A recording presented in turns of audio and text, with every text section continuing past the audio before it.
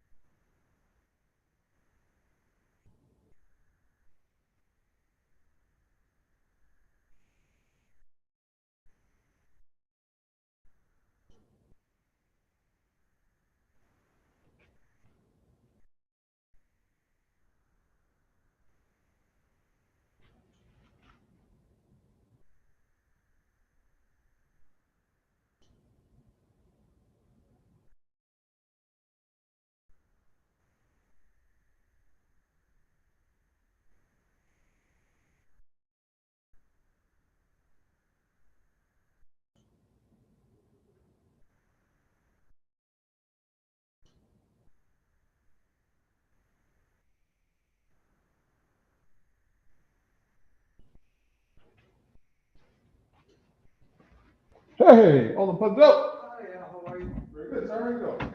Good, thank you. Welcome, welcome.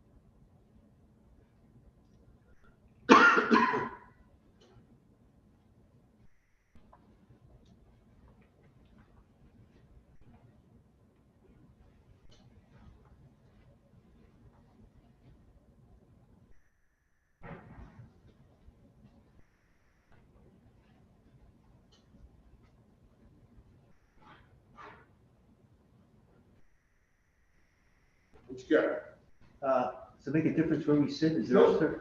No? Okay. I thought they were, each committee was sitting. No. You're all one family. One family tonight. One family. It's like Thanksgiving. Sounds good. There you go. I'll put the children's table over here. In case somebody acts up. Oh, yeah.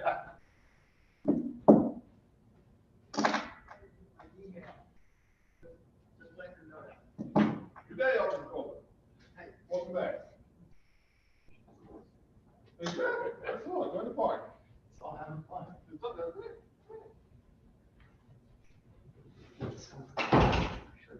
Hi, Sal. Hi. Hope nobody shows up today. Public. This is a no-brainer. Give him money. It's going to, It's just a vote on the money itself, right, Sal? well, it's, Not the procedure, how to spend it, no? well, it's gonna go to certain organizations that are already existing, like New Haven Reads. those other- Leap. Yeah, all those tutor programs. That's it. We're just gonna vote favorable to the, then it'll go to the full board. This is just a favorable recommendation. These meetings are just favorable recommendation. Favorable. Or no recommendation, or against them. So we'll see. It's all good. Look, it's. Because we have a meeting right after too. Yeah, it's a free money, so, I mean, it's all the taxpayers' money, they had to print it. It's gonna Yeah. take but let's use it for our children.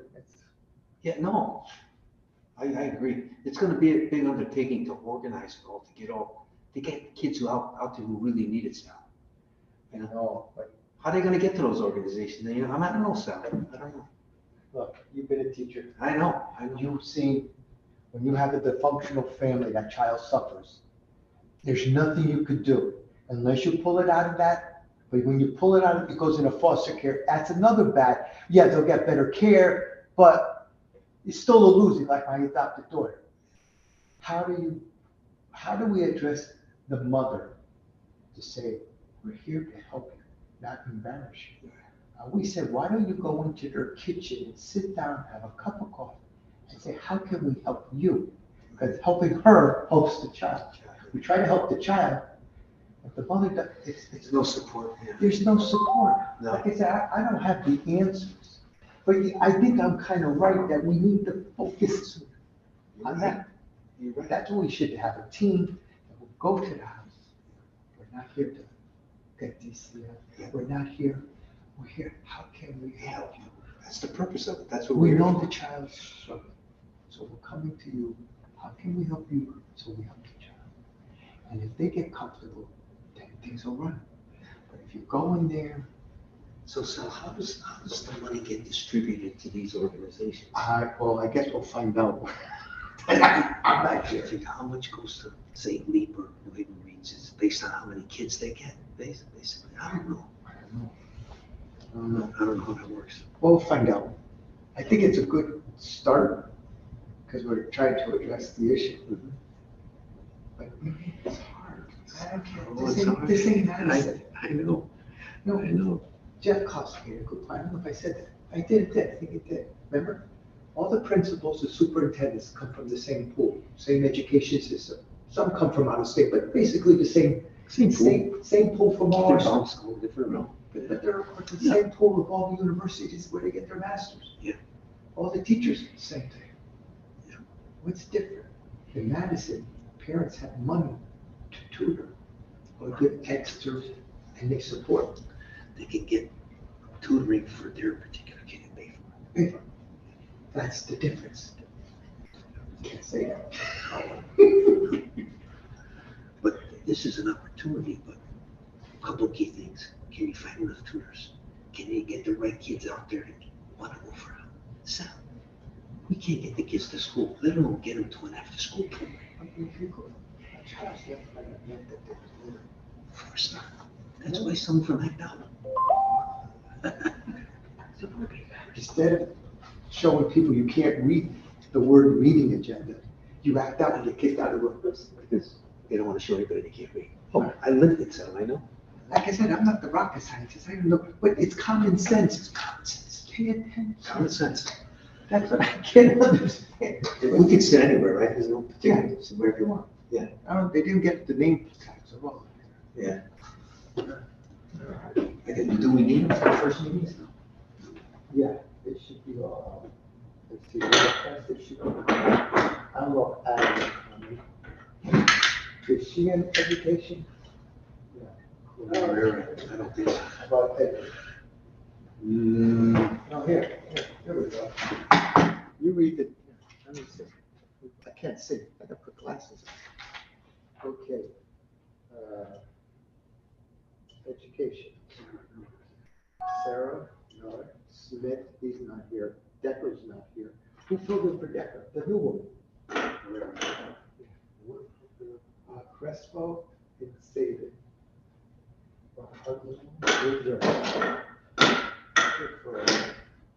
Ooh, did I go? Jeanette, no, this is finance. Who else did I used to. It's finance. Just put them on the desk and then we'll. What else is there for? You got Miller? Frank Douglas, just put them on there. Miller, did I grab Miller yet? No. Did I save it? Okay. We'll have some of this. Thank you. Here's Sarah. Inspired community. Education, Crespo. Jose. Savings, Crespo, Brackeen, yeah, Brackeen for sure. Whatever he's doing. So here's me. And Brackeen, I think I got everybody. Yeah. There should be a total 1, 2, 3, 4, 5, 6, 7, 8, 9, 10, 11, and I'm 12. There's 11. That's for salad. Okay, I got her, not her. That's not her. Okay, Bernie Santiago. You got him. Got Frank Douglas, I got. Morris. Change your phone number. And, Yvette Is there a Hamilton. phone number?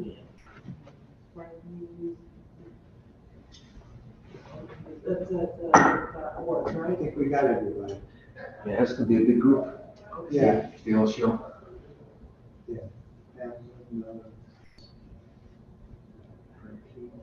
I think we did okay. Here's yours, so I know where you want to Put the SNS together. All right. Everybody knows, that they all know the Salvo. So, Salvo. Ooh. Oh, I talked to Chuck Mascola. They're good. They're gonna build all single-family homes. Yes, so it's all good. It's not public.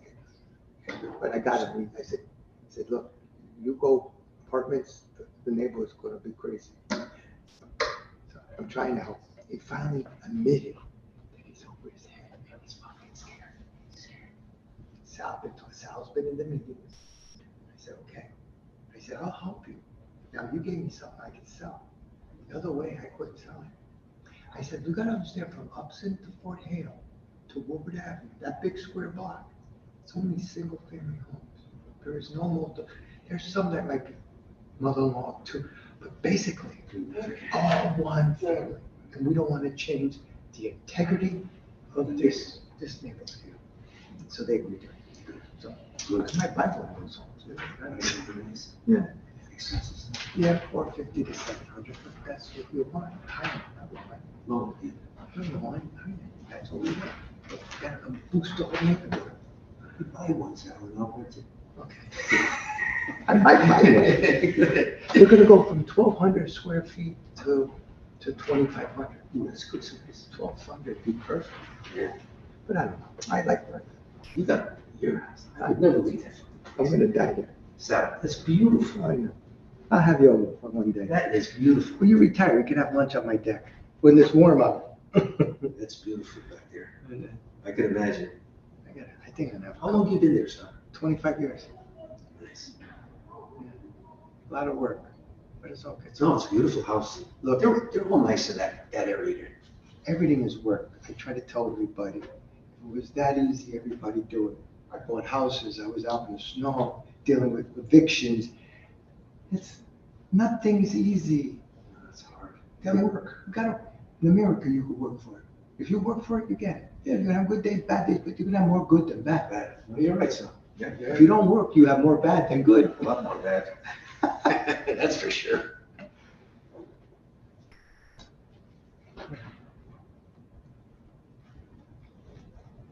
The camera picks you all the way up. I'm over here, and it's still picking me up.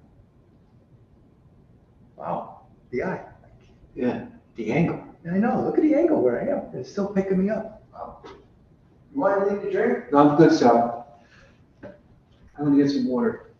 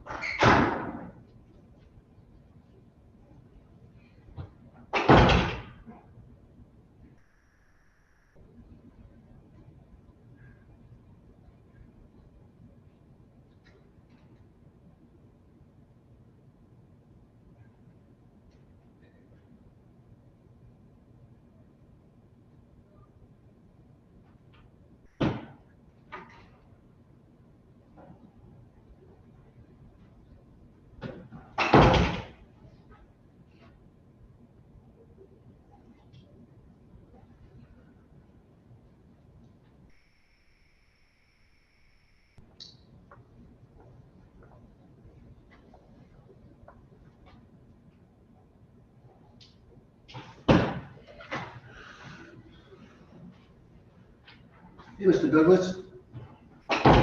Good evening.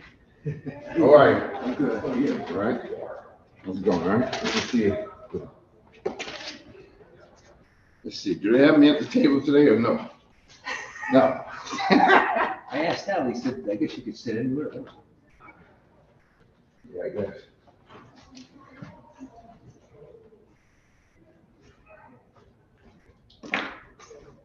Hello, Mr. Douglas. Hello, how are you? Good, how are you? How many members do we have on this board? Well, I got finance. And what's finance? We have 11. And then 7, that's 17, 18. So this is joint finance and legislation? Yeah. No, education. Oh, education.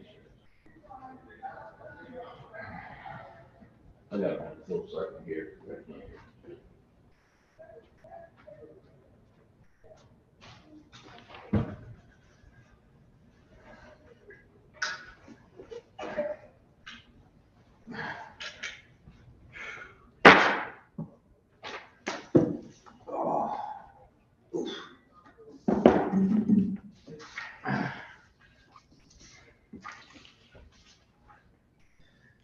It's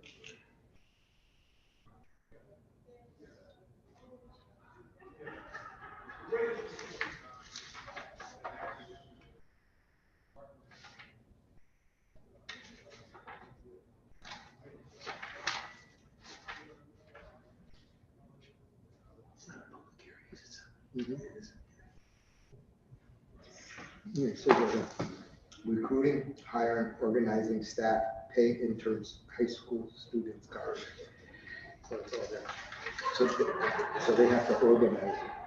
That's gonna be a big one.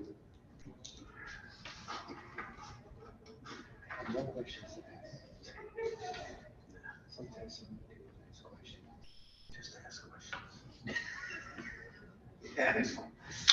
That's just-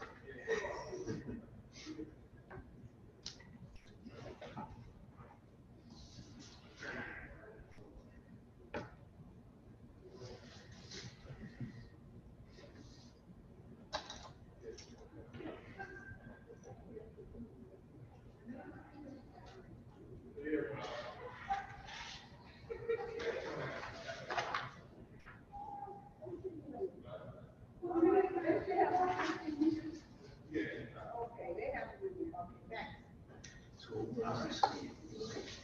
It could be Eli or Adam. Hello, Walters, how are you? Hello. Hello. Hello. Hello.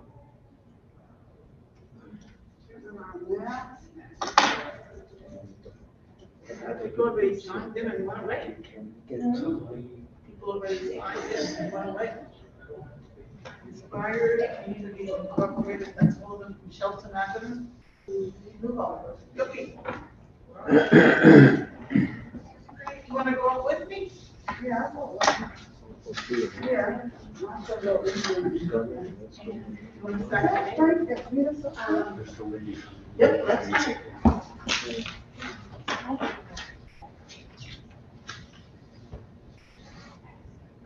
Okay, so we want to, this is for the 7 o'clock meeting.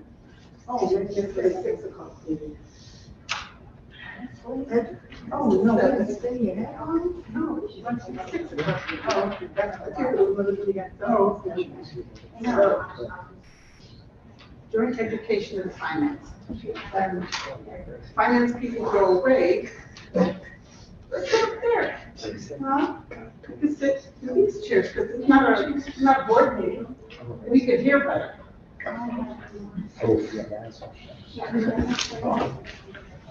Hey, Frank.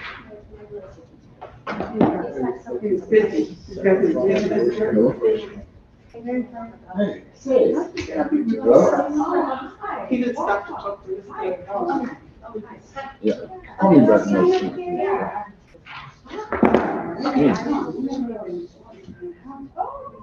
You expecting these alders to come on this committee? Yes, both of them are on this committee. So they can't sit in 2 places at once. You're absolutely right. You sit anywhere you want to sit. That's right. We did our time. That's right. You sit anywhere you want to sit. And like, Carmen's not lucky, I take her chair. Well, I'll just be here with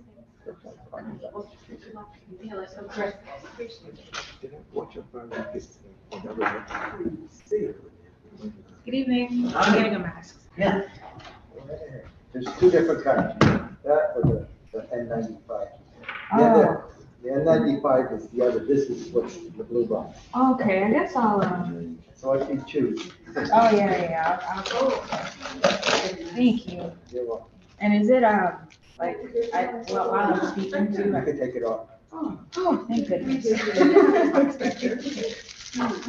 Can we get a mask? Absolutely. Right there. Or there, whichever one. I only have 5 in my car. I do. Me too. 3 of them were new and 1 of them I used like earlier today.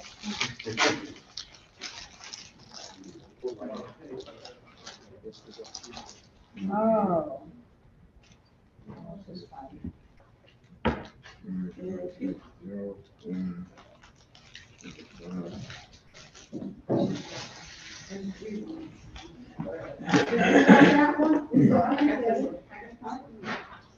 I'll keep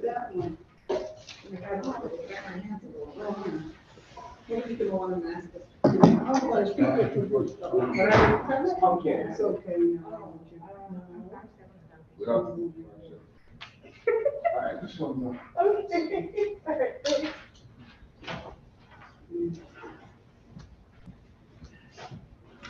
Oh, okay, so this is gonna be recorded on Zoom as well? Yes. Okay, but,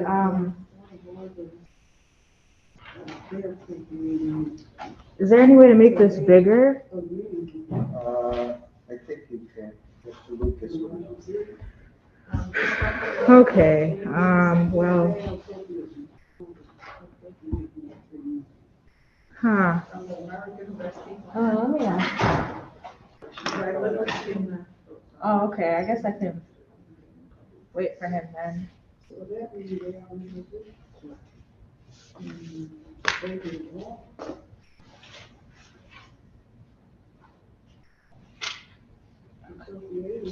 Oh, that's not gonna be fun. Let's figure it out.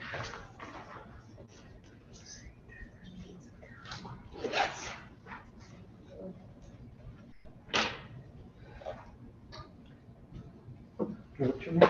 I'm Sandra. Sandra, I'll tell Mr. Lucas you're looking for. Nice to meet you. How you doing? All right, good. Well, I think the mayor wants to make it available.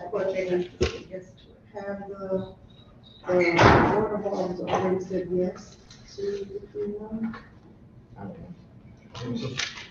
It's appropriate. We're here for the piece, for the math and, reading skills for the. I'm still asking for it now. So I would just want to have the board agree to.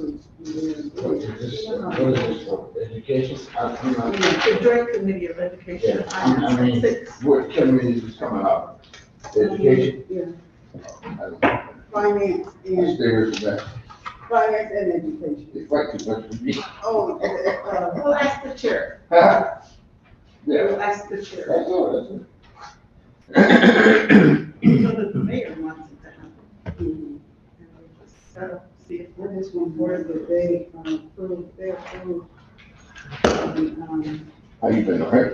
Good, yeah, I'm great. How have you been? Fantastic. Awesome. No complaints. Yay. Well, if they already, how we, see if they already.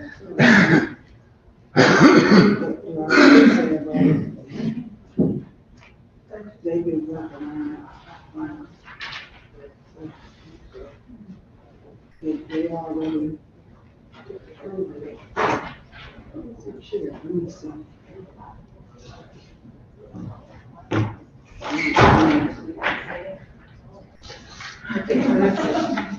You're from the board today? No, I'm from the mayor's office. Yes.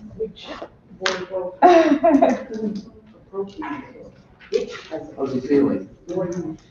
Oh, he's getting better. Yeah. Yeah. I still want to know who's. I should practice it. So the chair. This is my first hearing.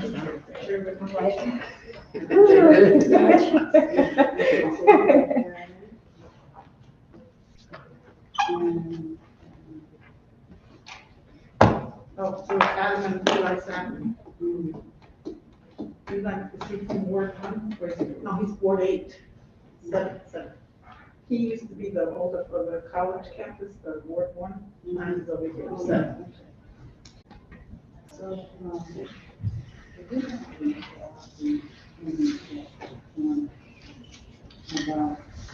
this being, I'm going to see if they agree, you know.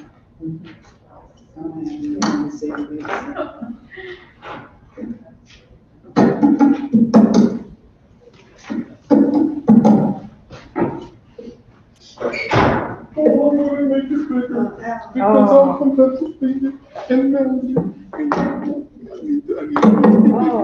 Oh, that's, okay, that's to pick up everybody's voice. Yeah, don't Okay. worry about those. You're talking to them. Okay. Congratulations. Yay. When the time comes, if you want us to make it bigger, since you're spoiled, we'll make it bigger. Okay? Oh, Okay. how did you do that? Wow, okay, yay. She's too young. She doesn't know about videographs. I feel like I want to do it. Yeah, I think you're right. Yeah, I'm like freaking out. Yeah. She doesn't know the great smell of the rolling.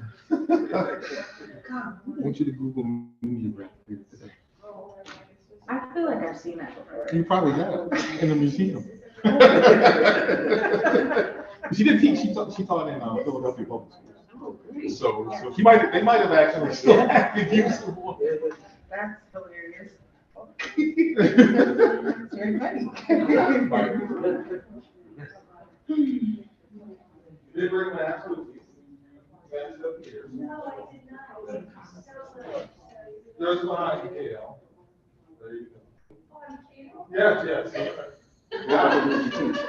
AL, grade AL. 9 and 12.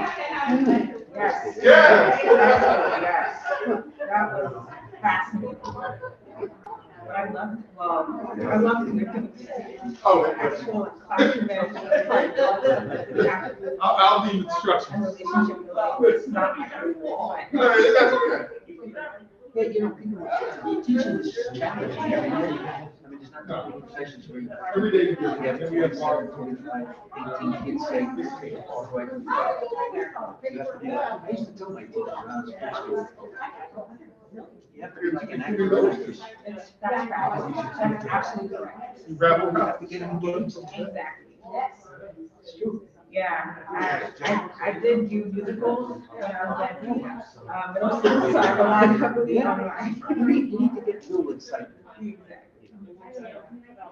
They have to feel part of the class. It has to be meaningful to them, you know, but it takes work. Yeah. No, it's like three pages Yeah, it definitely does. of words that we usually get through. And so it's like a cover letter. So it's not like much more. We're expecting more detail.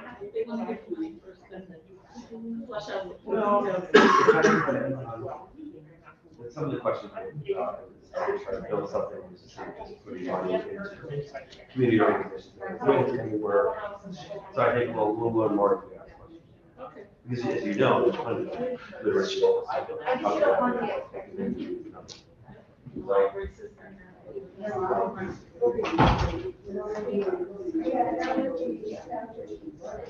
Oh, that's not my understanding, but that's, we'll find that out. Yes.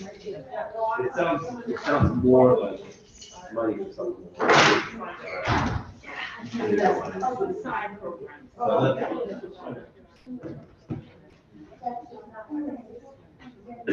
Alder Funzo, how are you, sir? Nice to see you. Good to see you. It's a cast of 1,000. Hello there, how are you? I'm doing well, how are you? You're one of our presenters tonight. Yes. Thank you for your punctuality. Oh, of course. I'm Alder Marchand. I'm the co-chair of the joint committee, and I'll be the one presiding tonight. Nice to meet you, Alder Marshall. And you're welcome to be here already, but if you also want to relax somewhere else, you can do that. Okay. Your presence is duly moved. Thanks. Just a curiosity, when presenting, is the expectation that I sit at the table with everyone, or I stand? No, we would like you to speak to the committee. Oh, okay. Yeah, and are you using this Yes. device? Great. So we'll watch. Okay, okay.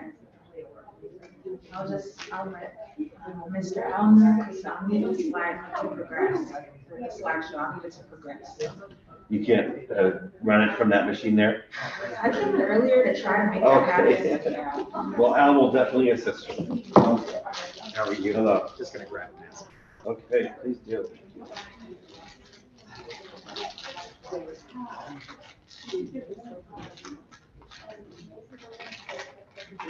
Would you like to talk, John? You don't want to? Yeah, right. You have a couple? No, just one. Yeah, thank you so much. I'm getting over a cough, so I've come fully loaded. Boy, we're kind of snuggled in here pretty good, yeah?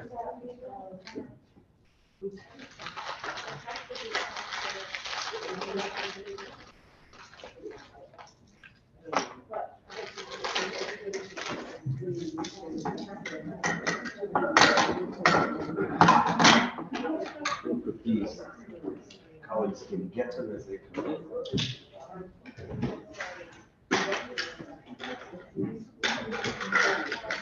Miller, Cresswell, Sucker, Smoky, Hurt, Hamilton.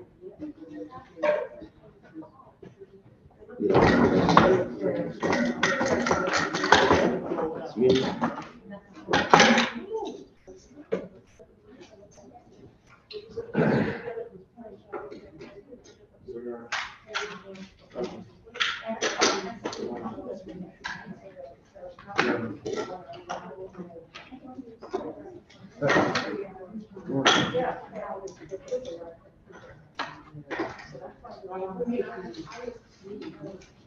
Hello, Misty.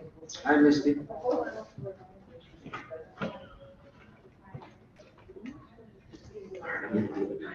know what I forgot tonight? Hold the phones up. I forgot my reading glasses. I should keep a pair in my desk here, shouldn't I? I went to CVS in the corner to get some, they don't sell them anymore. I guess I'll just have to hold it. Pardon me? Well, that's how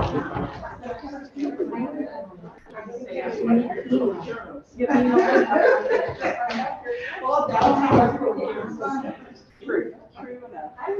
This building is so big. You're gonna have to wherever there's people, right? We have more than this year.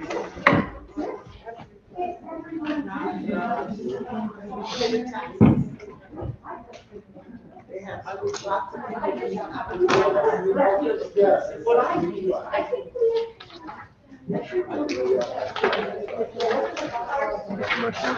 Yes, sir. Oh, gosh.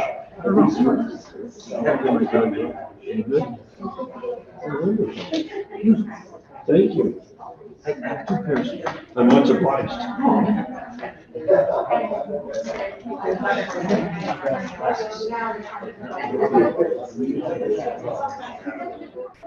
This is really nice. I'm so grateful. I apologize in the advance. They're old school, man. I like it.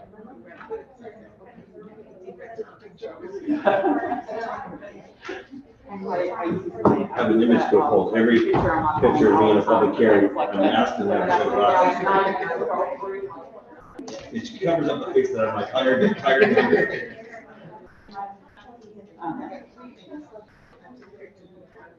Yep. Good afternoon, everyone. Hello, Albert. I'm well.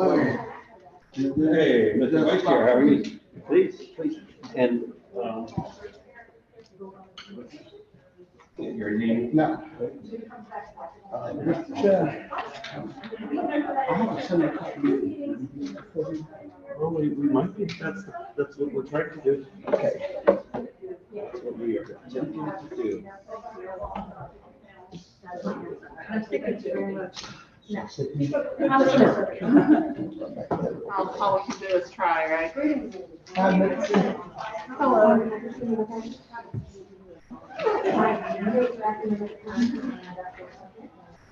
How you feeling, Mr. Chair?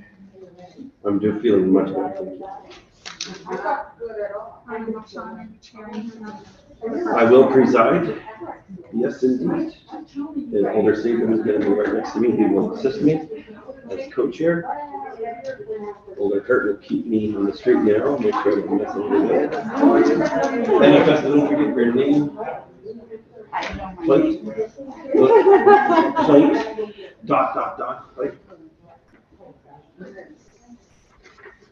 Who's the vice chair of education? Alder Saban is the chair. Who's the vice chair of education?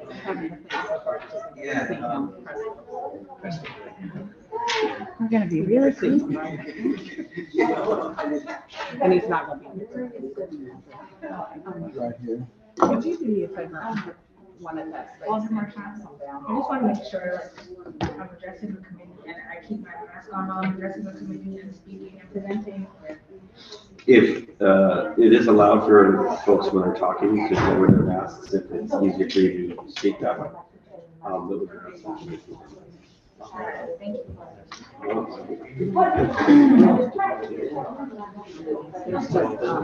Public testimony. Members of the public. Let you know, but we have to approach.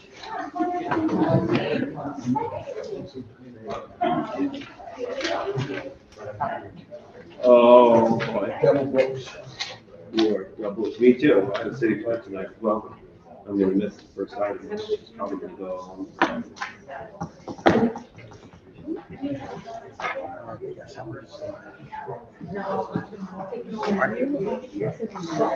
Right next to that. Yes. Yeah, I think we're probably gonna end up going beyond the tables here.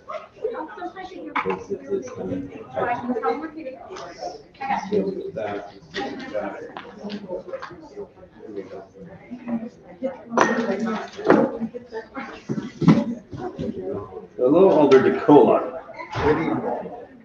Pleasure to see you, as always. Alder Douglas, look at you. Alder Marchand, how are you? Alder Vesta. How are you? Fantastic, how are you? Don't forget to get your emails, which are. I met someone you know.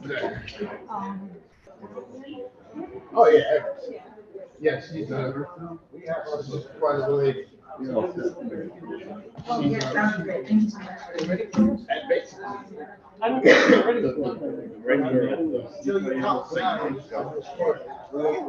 Yeah, that's what I said.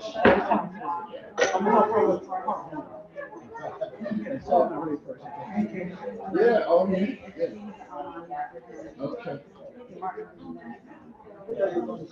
So this is journey. I am, but I'm gonna miss the meeting. Because, and I think most of them deal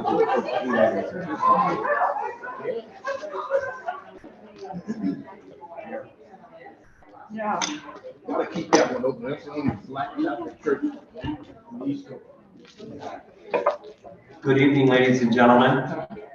Thank you for being here. We are going to start momentarily. Members of the Joint Committee are still arriving, and very soon we'll have quorum. At that point, we will begin. Just wanted to remind folks that there are two items, two meetings happening tonight. The first is a meeting of the Joint Finance and Education Committee, looking at a proposed ARPA allocation of $3 million. The second meeting is a meeting of the Education Committee itself, focused on a workshop on literacy. So the topics are related, but they are in fact two different meetings. The first one, a joint committee with a voting item in front of it, and the second one, a workshop. And very soon we will begin. Thank you everyone for your attendance. By order of our president, Alder Taisha Walker-Myers, everyone in chambers is invited, and in fact required, to wear a mask. There are masks up here.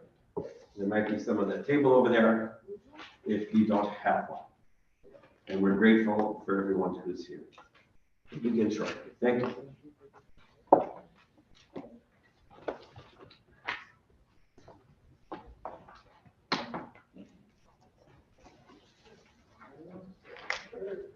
Hello. How are you? I'm doing okay.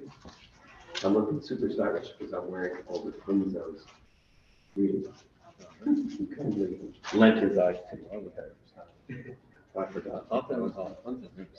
No, well, you know, we do look alike. It started putting cheaters in. We'll see. I pretty much need to leave them everywhere I might go.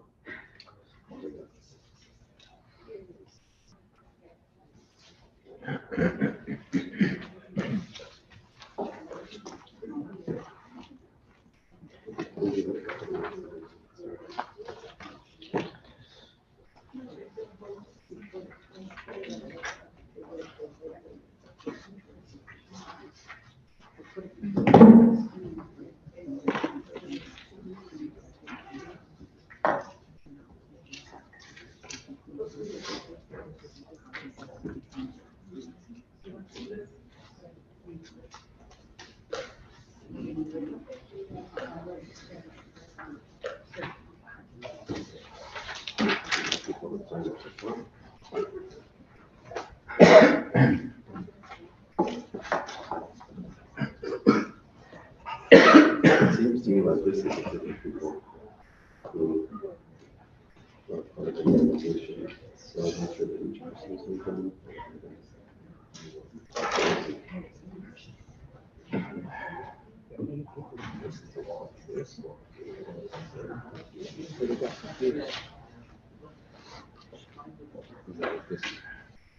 I would think so. And it looks like the same handwriting.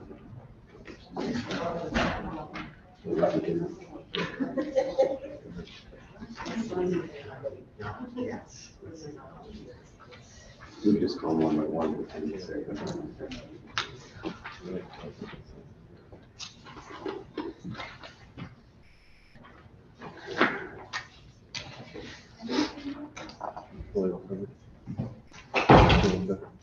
I am released to be out. So I'm not yet in terms of ready to go. And I'm gobbling down the coffee shops just. I have extra coffee shops, but I'm gonna call. Feel free. Excellent. She's ready to go.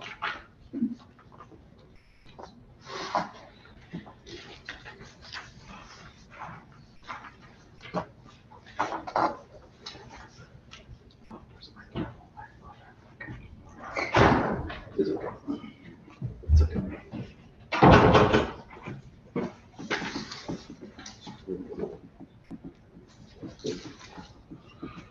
Hello.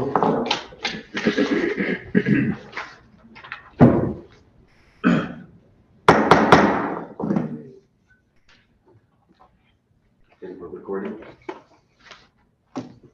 Good evening. Welcome to this evening's meeting of the Joint Finance and Education Committee. I will begin by reading the notice. Board of Alders Notice, New Haven. The Joint Education Finance Committee of the Board of Alders will meet in person on Wednesday, January 25th, 2023 at 6:00 p.m. in the Board of Alders Chamber, located at 165 Church Street, 2nd floor, New Haven, Connecticut, to hear and act on the following item. LM 2022-0575, order of the New Haven Board of Alders appropriating $3 million from the American Rescue Plan Act to provide literacy and math tutoring to New Haven public school students. Per order, the Honorable Eli Sabin, co-chair, and the Honorable Adam Marchand, co-chair, attest the Honorable Michael Smart, city clerk. These items are on file and available in the office of the city clerk, room 202 at 200 Orange Street, New Haven, Connecticut, 06510. For accessibility related accommodations, please call 203-946-7651 voice or 203-946-8582 TTY TDD. Public comment / testimony may also be submitted via email to publictestimony@newhavenct.gov before 2 p.m. on the day of the meeting. This meeting may be viewed on the New Haven Board of Alders YouTube page. Good evening. As I said earlier, this is the first of 2 meetings tonight. This is the meeting of the Joint Finance and Education Committee. After this meeting is concluded, then the Education Committee will meet. We'll proceed now with introductions of colleagues, starting to my right. Sarah Miller, Ward 14. Sal DiCola, Ward 18. Sal Punzo, Ward 17. Eli Sabin, Ward 7. Adam Marchand, Ward 25. Ron Hurt, Ward 3. Anna Festa, Ward 10. Clara Herrera, Ward 9. Frank Douglas, Ward 2. Taisha Walker Myers, Ward 23. Thank you. I would also like to recognize former alders Delphine Clyburn and Dolores Colon, who are here this evening. Thank you for being with us. As I mentioned earlier, the rules that govern this chamber require the wearing of masks because we're still in a period of public health crisis. And I thank everybody here who is obliging us in following that policy. I will now hand it over to my co-chair, Eli Saban, Alder Eli Saban, for further announcements. Thank you, Mr. Chair. I want to thank everyone for being here tonight. As Alder Marchand said, we have two important items on the agenda, or two separate meetings, with each with an important agenda item. And so we're going to try to move somewhat quickly through our first, giving it due consideration, of course, but also, I think, trying to limit testimony to 3 minutes so that we can make sure to get enough time for the second meeting as well. Thank you. Thank you, Mr. Co-Chair. I also wish to recognize our colleague, Alder Richard Furlow from Ward 27, who has joined us. We are now going to move forward with the item on our agenda. We would like the city staff who are here to speak on the item, please to come forward. And we'll begin with your presentation. Once you are settled, and we'll give you a moment to make sure the technology is all set. Once you are settled, we'll ask you please to give your name and address for the record. Thank you. Okay. Good evening, everyone. My name is Sandra Konofua. I'm a policy analyst in the mayor's office. My address is 20 Court Street, New Haven, Connecticut, 06511. I'm here to present on the item before you regarding a proposed citywide math and literacy initiative. I'd like to share a little bit of context. Students are still dealing with effects from the lockdowns and school closings of 2020 and 2021. One of these effects being a significant decrease in math and literacy proficiency. From research, we know that 3 important contributors to a child's learning experience and academic factors are high quality instruction, high quality curriculum, and time on task. That is the total time spent actively engaged in the learning process. This proposed initiative focuses on number 3, time on task. Next slide, please. So the way this presentation is organized is I'll start off with the problem, the proposal, our ask, and then we'll have time for questions and answers. So the problem is that we have a literacy and math crisis. Pictured is data from spring 2022 and spring 2019. And from this data for spring 2019, it's a little bit difficult to see, but about 30% of New Haven 3rd graders were reading at or above grade level, which means around 70% were reading below grade level. That's spring 2019.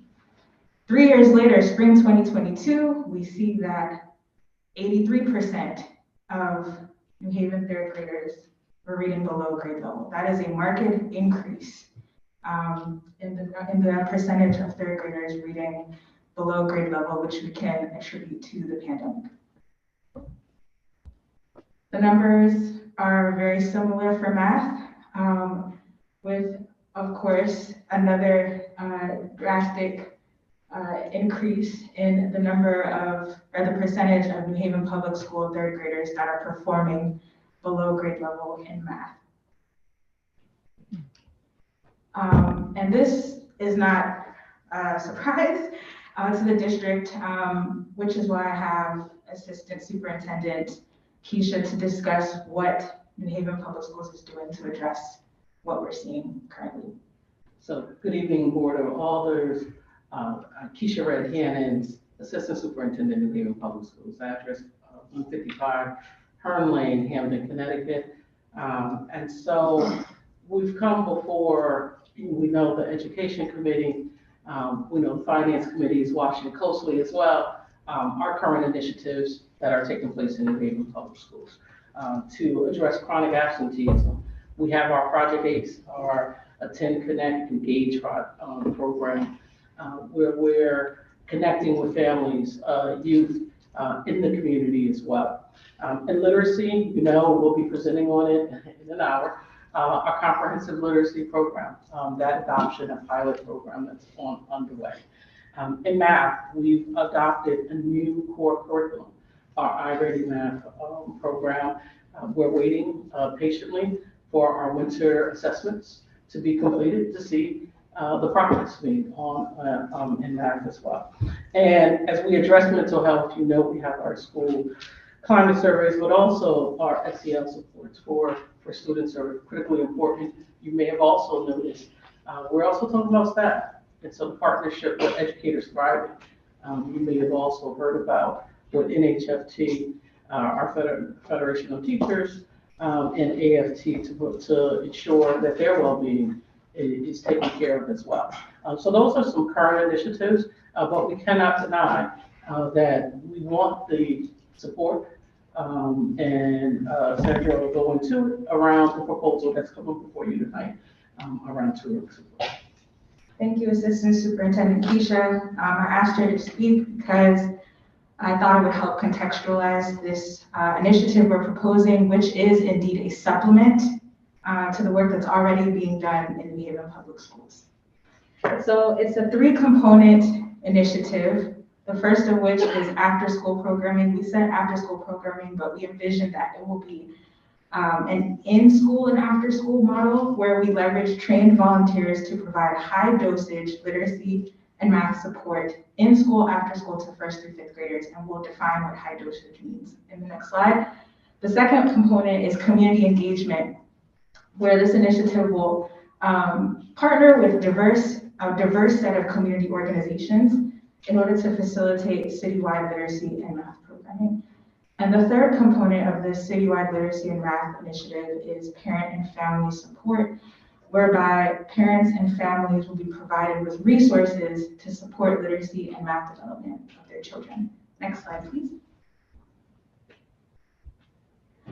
Okay, so in-school, after-school programming, again, looks like leveraging trained volunteers, partnering with existing after-school programs as well as schools and summer programs, and ensuring that we're assessing students' progress along the way. What is high dosage tutoring? What does that mean? So it's defined as at least 2 to 3 interactions with each student for at least 30 minutes or more. It's a max of 3 to 1 student to teacher ratio. It's a monitoring of students' knowledge and skills.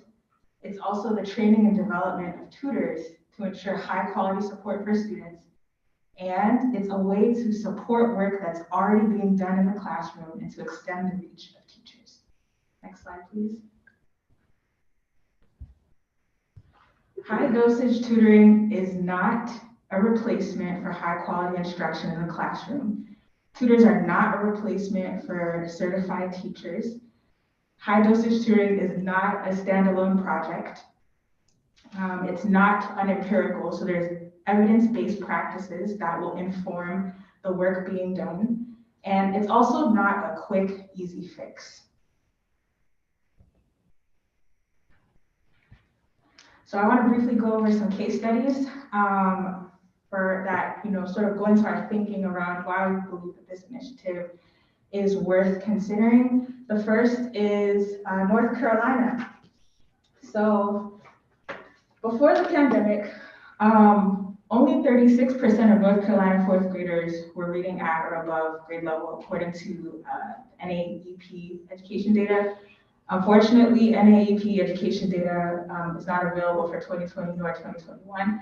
And that graph that you see there, which would have been, it'll be better when we can get a slide deck printout, but essentially the Office of Public Instruction Learning Recovery was estimating how much additional time would be necessary in order to recover from the effects of the pandemic. And those, it's estimated in months. And so in order to address that, they began a high dosage tutoring program called the NC Core in order to provide tutoring to students across the district.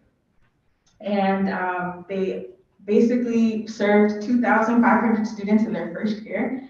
And what they found was that 100% of tutored students experienced reading growth, and 10% of students moved from below grade level to grade level in 3 months. So from preliminary results, and granted, they're still analyzing their data from that time period, but from preliminary results, it seems that there was a level of effectiveness for their high dosage tutoring program in North Carolina. Next slide, please. So then we have Colorado. Before the pandemic, in Colorado, according to the NAEP scores or NAEP scores, there were large racial and ethnic gaps in NAEP reading and math scores. So the Colorado State Legislature created HB 211234, to create their own statewide high impact tutoring program, which provides grants to local education agencies to start their own tutoring programs and to address COVID-related learning loss. Their preliminary results are mixed by the education provider agency, but from the preliminary results, we see that all grantees achieved student growth in some form across reading and math. And then we have Tennessee, which also began a statewide program to address COVID-related learning loss called the Tennessee All Core. This was passed by the Tennessee General Assembly, which they passed an act called the Tennessee Learning Loss Remediation and Student Acceleration Act, and that is what established the Tennessee All Core. And this is a statewide initiative, a significant amount of funding behind it. And preliminary results showcase that in ELA and math, elementary, middle, and high school students are on track to outpace pre-pandemic performance.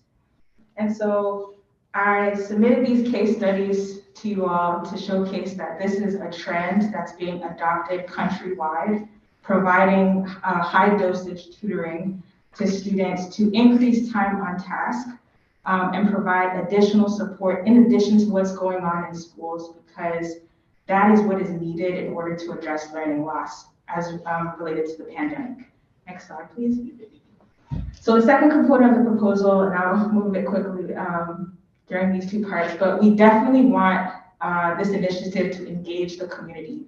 And what we mean by that is that there will be a partnership with a diverse set of community organizations. It's not just one or two to rule them all. It's definitely a partnership with as many existing organizations as possible, because a lot of organizations are doing the work. Next slide, please.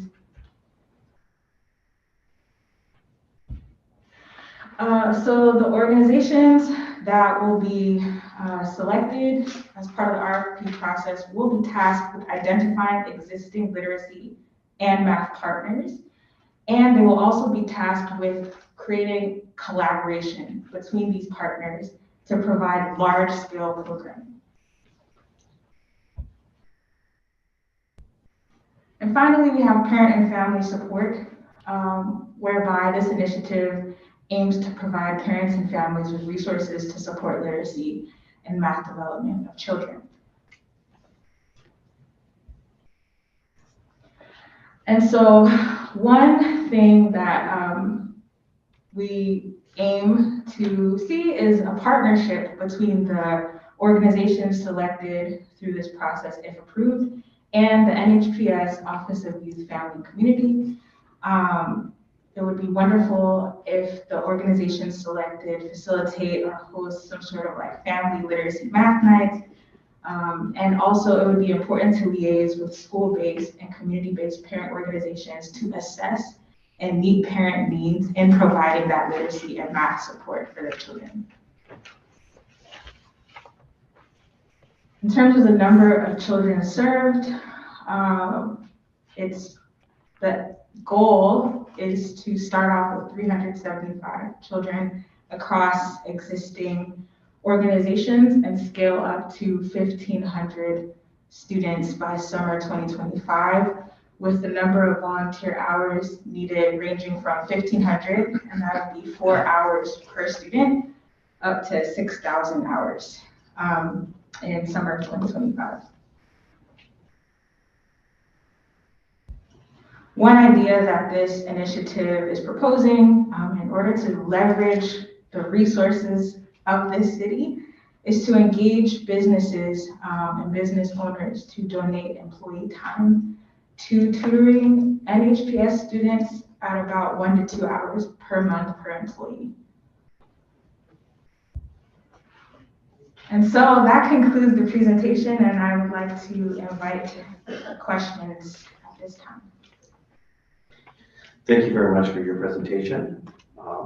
We're going to go to committee questions here now, but before we do, let me just make a reminder announcement.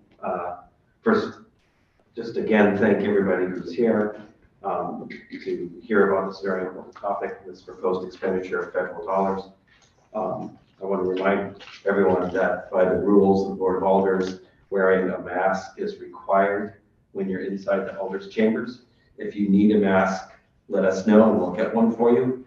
But we need folks to wear them and wear them over their nose and their mouth, except for if you're speaking into the microphone. Well, sometimes people can't speak with the mask.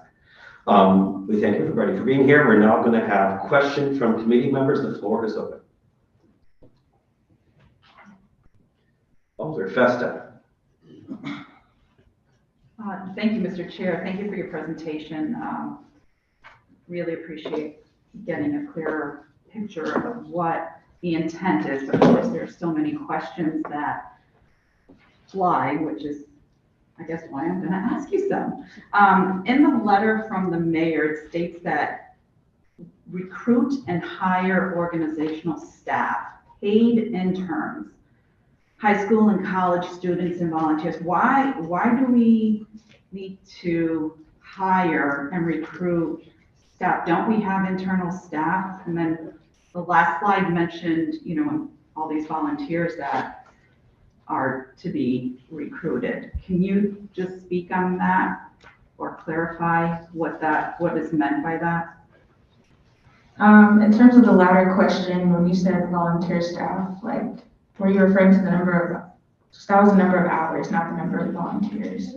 Correct. No, that I understand. I guess I'm trying to understand why we need to hire organizational staff. Okay. I appreciate that question. And this initiative definitely, there are aspects of it that are still being shaped. But something of this scale is going to require some organizational support. And it's not to say that, you know, the organizations that are leading this effort are going to, you know, go out and hire 50 people. But there may be key individuals that will help with the facilitation of some logistics of this program, being that it will be relatively complex. And in order for it to be delivered effectively, there are individuals that need to sort of manage that aspect of it. In terms of the internal staff, could you please clarify what you meant by that? Don't we have internal staff? Who exactly are you referring to? Yeah, I mean, we have a whole board of ed. We don't have any internal staff that can manage this instead of going out. I guess I look at it this way. If we're going to be hiring people instead of using that money towards our kids when we have internal staff, it seems like we're almost, that money should be going towards the kids versus staffing yet another position, even if it's just, you know, special funds position.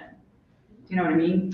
So I don't know. I guess we just need clarification because this is a letter from Sean Madison that was submitted to the president of the board requesting this meeting. So maybe we, you know, and it's fine if you don't have the answer. Through you, Mr. Chair, if we could maybe get some clarification if an answer can't be provided tonight, just to get a better understanding of how this funding is being. $3 million is not a lot of money towards our kids. So I'm just concerned that I feel like we just need to pay every penny towards our kids versus another staff member to be hired, if that makes sense. That makes perfect sense, Alder Festa, and I really appreciate you bringing that concern. That's definitely something that you know, will be addressed. I think some preliminary thoughts that I have are that the priority of spending of this money will not be on increasing bureaucracy by any means. every dollar that is spent towards hiring staff will have a return on investment in the form of student and program performance. That is our aim. And to your point about wanting to ensure that every dollar possible is going to the students, we are with you on that, and that is the goal of the budget that will be created by the organizations that are selected. And something else to consider is that if we're able to, if the organizations selected are able to hire quality managers, not a ton of managers, but even if it's 1 or 2 managers that are able to facilitate and coordinate the program well, that will speak volumes in terms of student outcomes, and it seems like a worthy investment. And so that's just something to consider. But again, your point about ensuring that every possible penny is spent on the students is well taken, and that is the objective of the initiative. So. Thank you. Also, speaking of funding, are there any ESSER funds that will be used towards this as well? I mean, we still don't have a clear picture of how these ESSER funds are being utilized by the Board of Ed, even though requests have been made by this board or members of this board. We're using ARPA funds. Are any ESSER funds going to be used? I would like to defer to you. When we initially discussed the tutoring program, we also discussed by possibly investing in using our ESSER funds as well in supporting. It is our goal on the Board of Ed side in New Haven Public Schools to also increase the amount of high dosage tutoring in our schools as well, recognizing the need of our students. And to your initial question, I can't speak to necessarily the exact internal, external, but I do know that we will always look to hire our certified teachers to work with students if they're available to do it after school or all school hours. Okay, and then a concern, and this is once the program is initiated, is transportation. Where will this program take place? I know it's in each school. We did receive some information, and I saw some of the schools listed, but how, will transportation be required? If kids have to be bused to one of those schools from another school, is that going to happen? Because obviously we have a lot of schools in the city. Not all the schools were listed. So only a few schools were listed. And if there's students from other schools, how will they be offered these services, or will they be offered these services? That's a really great question. The transportation issue is one that has not been fully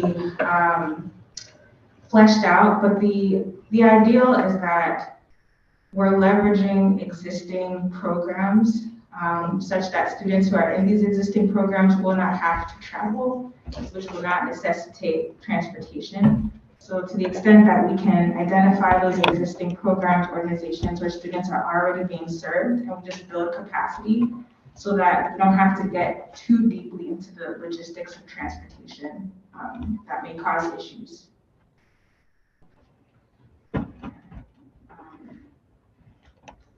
All right, I guess we probably need to, once an answer to transportation is provided, because we're going to have kids in other schools, I'm assuming that will be serviced as well, or no? I guess I don't have a clear idea of how the plan is going to work for our students. It's starting out with 300, with increasing in 2025 to 1,500. Who are those 300? Is it just specific to the schools that were presented to us in a document we received via email? Or will that 300 also incorporate other students that are lacking in the math and literacy skills? So 375 is incorporating students that are currently being served by existing programming, and we hope to, over the course of the initiative, scale to serve as many students as possible in various programs and schools. And through that time period, we hope to also get a clearer understanding of how transportation will work. But I don't think that it's going to be a situation whereby students who need transportation will be denied access to tutoring. that's not the objective.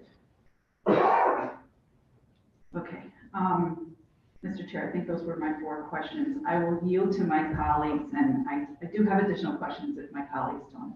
So, thank you. And Thank you, Alder Festa. We may come back to you depending on how this goes and how much time we take. Next on the queue is Alder Walker-Mars. Thank you, Mr. Chair. My first question, I heard you mention you want to build capacities and programs.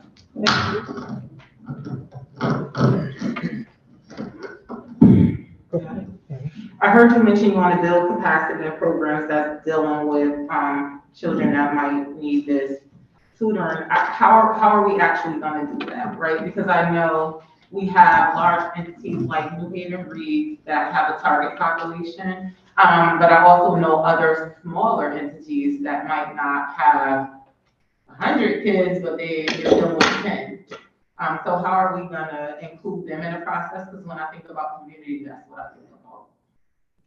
I appreciate that question, Alder Walker-Myers. So during the RFP selection process, it would actually be really great to have an alder sit on the selection panel, either you or Alder Morrison, to really help us think through who are the organizations that maybe could be potentially overlooked because they're not as widely recognized as providing these services. And whichever organizations are selected, it will be a central task to ensure that they are including organizations that are doing the work regardless of size. So all the literacy and math partners in New Haven, big or small, we hope to have them included in the effort at some level of capacity, but it would be helpful to have input from those who know who those partners are. If I could answer one part of your question, you asked around the building of capacity. What we've done in New Haven Public Schools in the past for organizations that may have reached out to us or working with our students, we do provide some professional development, maybe like our literacy department will work with the volunteers, give them strategies. Math department has done that as well in the past, and so we would be willing to do that, again, to also assist. Thank you, Han. So we know who the representative from the Board of Orders is. I'm just waiting for that connection to happen, really. So that'd be great if you can make that connection happen.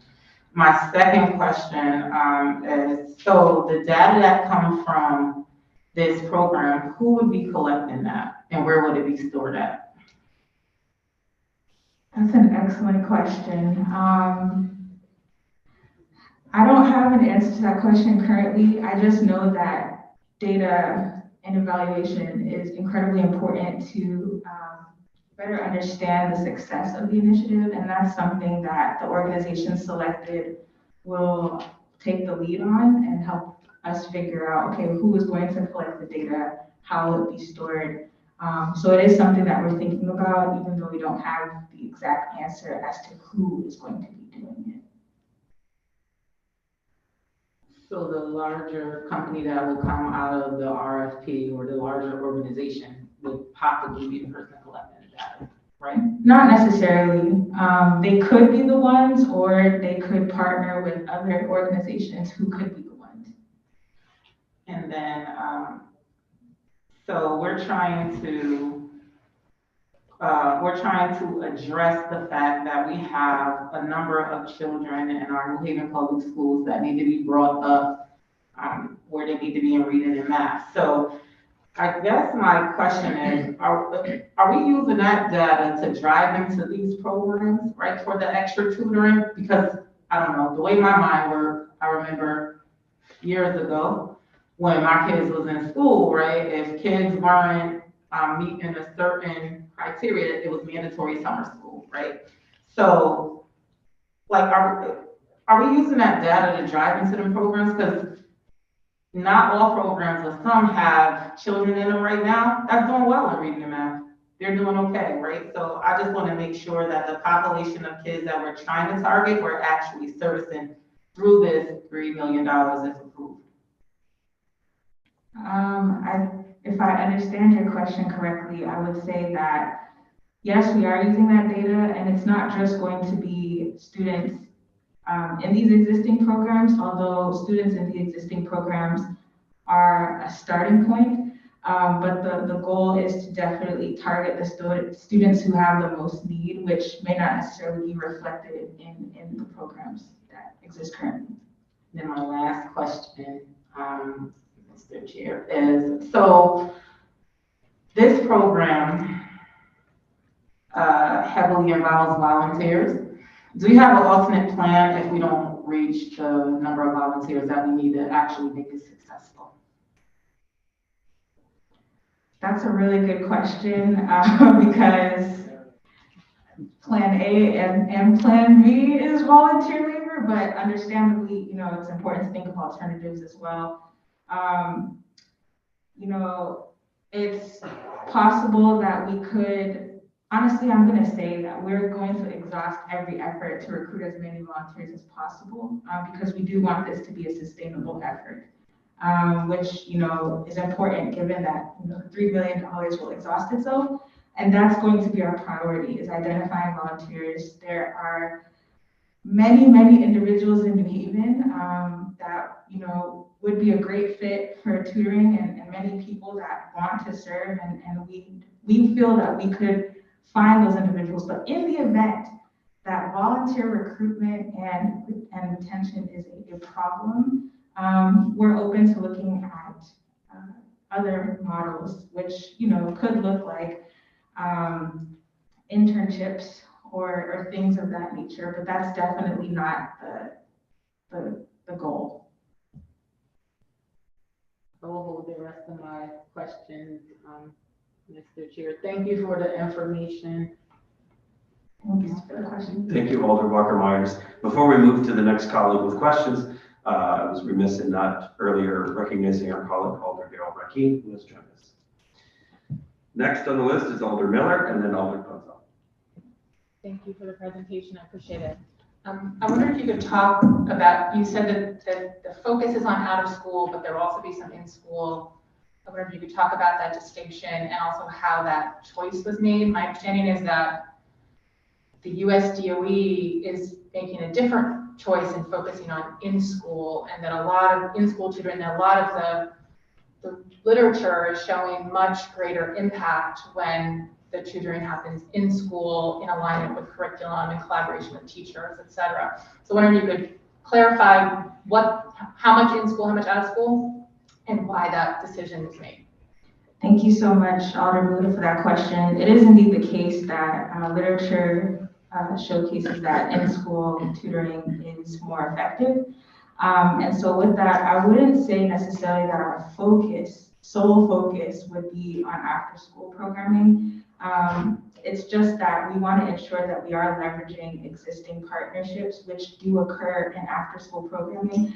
But the reason why I included after-school and in-school programming is because this initiative also seeks to consider how to engage in in-school programming, considering what the literature shows. And so that is something that is still in process and still being fleshed out. So I don't have an exact answer on like the percentage of one versus the other. But the preference is honestly to do that which is most effective, and to the extent that we can prioritize in school, we would love to. But if in the beginning we have to prioritize after school programming just because of the existing partnerships that we have, we may do that with full understanding that we'll, hopefully scale to a greater emphasis on in-school programming. Okay. I wonder if you've also thought about the kind of inherent inequities in out-of-school programming, because it relies on parents to be involved and to have the capacity to be involved. And my understanding, correct me if I'm wrong, Assistant Superintendent, but I don't believe New Haven Public Schools currently provides transportation for after-school programs. We do for some of them, not all. Okay, but for the most part, that's not for all. So transportation is one of the biggest equity issues. So I'm just wondering how you think about that as you're conceptualizing the program. I definitely appreciate that question on equity, and that is something that the selected organizations will need to coordinate. It is something that we've thought about, but not deeply, with an understanding that some of the students who most need this program may not have access to transportation, and we would love to find some sort of solution to address that, such that students who have the most need, regardless of access to transportation, receive what they need from the program. So I appreciate you raising that point, and it's something that will be addressed in the initiative. Okay. My other question is just about recruitment and really viability, so building off of Alder Walker-Meyer's question. Every year, multiple times a year, my children's principal reaches out to me for help recruiting paid tutors. Like, they struggle to get paid tutors. So it's honestly really difficult for me to imagine that we are going to recruit hundreds of volunteers. I would love for that to be the case. I would love for employers to donate and allow folks to volunteer their time. But even if they were to accept that proposal of 1 to 2 hours a month, it's not very much. And you're talking about best practices 2 to 3 times a week per child. So I'm just wondering, like, is there any other plan, or is this the plan, to ask employers to donate 1 to 2 hours a month? So it wouldn't just be employers, it would be other entities as well. We're in talks with various universities and institutions of higher education to see how those organizations might provide individuals who would be interested in donating their time. And to your point about volunteer recruitment being very difficult, it's a point well taken. And yet these case studies instill hope that it can be done. We just need to figure out where these volunteers lie, and that's the focus, given we want this to be sustainable. But to your question, which I think is a bit similar to what Alder Walker-Myers asked, we are considering other potential models if volunteer recruitment doesn't work. Okay, thank you. Just one last one, which is, have you thought at all about evaluation and how this will be assessed as it goes forward? So we have thought about evaluation, and we're still thinking about evaluation. I think it'll definitely be a collaborative effort between the community partners that participate in this initiative, as well as New Haven Public Schools. And so that's something we're very much thinking about and thinking about seriously. Okay, thank you, Mr. Chair. Thank you, Alder Miller. Alder Punzo, you sure? Positive, You're all yeah. They took my questions. Okay. We have 3 people on the queue: Alder Sabin, Alder Hurt, and Alder Herrera. I will proceed next with Alder Sabin, but I want to get through committee questions in the next few minutes so that we can give the public an opportunity to speak as well. I also just need to remind folks that by rules, by order of the President of the Board of Alders, if you're going to be in the chambers, you need to wear a mask. We have some masks here, and if you need masks, we can provide them. But it's a rule that we have in place to protect each other. So next is Alder Sabin. Thank you, Mr. Chair. Thank you for your presentation. I was wondering if the case studies that were presented used volunteer tutors, or if there were volunteer tutors. The case studies represented absolutely used volunteer tutors, as well as like some paid organizational staff for the facilitation of each program, given that many of the case studies involve multiple school districts, but they absolutely rely on volunteers. Thank you. I was also wondering if you have any idea of what percentage of the $3 million would be spent on what you might call overhead, space, transportation, administrative staff, versus other services. If you have any sort of estimate of what that might be. I don't have an estimate for that, given that will depend on a number of factors, including the organizations that are selected, but the goal is to spend as much of the budget as possible on whatever will support direct tutoring and instruction for students. Understood. I was also just wondering if you could talk about sort of following up on some of my colleagues' questions, I'm concerned that the students who are struggling the most in our school system are not necessarily going to be the ones who are served by this program because if it's, taking place after school, there might be transportation issues. And I was just wondering how we're sort of hoping to make sure that the kids who really need to be getting this extra help are the ones who are getting extra help. I think something that will be helpful in ensuring that students who need help the most get it is also identifying community partners who are doing this work, because I'm sure they are also the ones serving students who need the most help. And, in terms of transportation, that's something we still need to think through. But again, the goal is not to make transportation an equity issue. And so if students who need the most help are also the ones that need transportation, it's the hope that the coordinating entities that are selected will find ways to figure that out so that students who need this programming receive it. If I can add, I would also talk about the in-school push-in support during the school day. We can easily identify the schools that have the most need, students with the most need, to also provide that recommendation, for the volunteers to maybe push in high numbers in those particular schools as well. Thanks. Do you anticipate that there will be some sort of process for teachers to recommend certain students who they see as being more in need of services? Absolutely. We would have the data, the test scores. We would know where students are performing, how many grade levels they're performing below grade level, how many of them can recognize their letters, for example. Their numbers, recognize their numbers. So we would be able to provide those recommendations. It's going to be a collaborative effort between the city and NHPS to ensure that this gets done following best practices. When the mayor and Sandra mentioned this to me, Sandra and I talked, I referred her to the high dosage tutoring model, understanding that is what's working. Some of you may know we're in the Science of Reading Masterclass. This was just highlighted to us last week around high dosage tutoring. So I do believe in the strategy, hence why I'm here. The details, as you're asking and asking accurately, we still need to work out some of those details. But I've written my notes, making sure that we take down all barriers to access is huge for me as we focus on equity as well. If I can ask one more question, Mr. Chair. So if we're going to be using recommendations from the district or test score data that we already have for individual students, are we going to be using that to evaluate over the course of the program how those individual students have grown or not grown? It would be my recommendation, but it's the city's program, but it definitely would be one of the metrics I would recommend. And we would agree with the NHPS's recommendation regarding evaluation, so.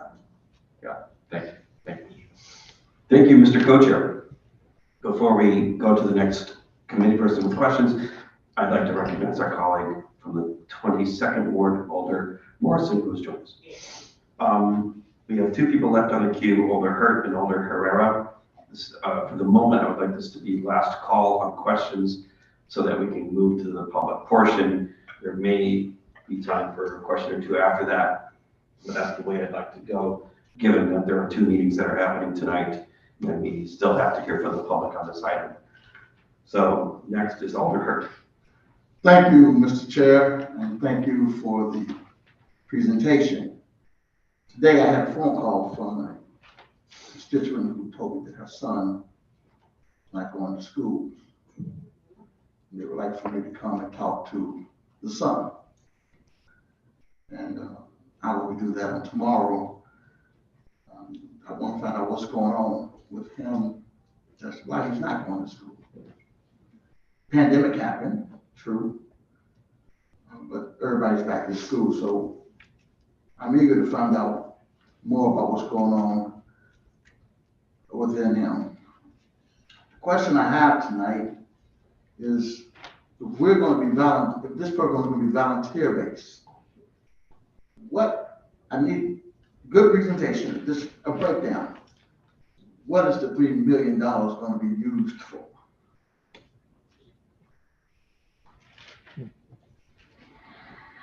That's an excellent question, Alder Hurt.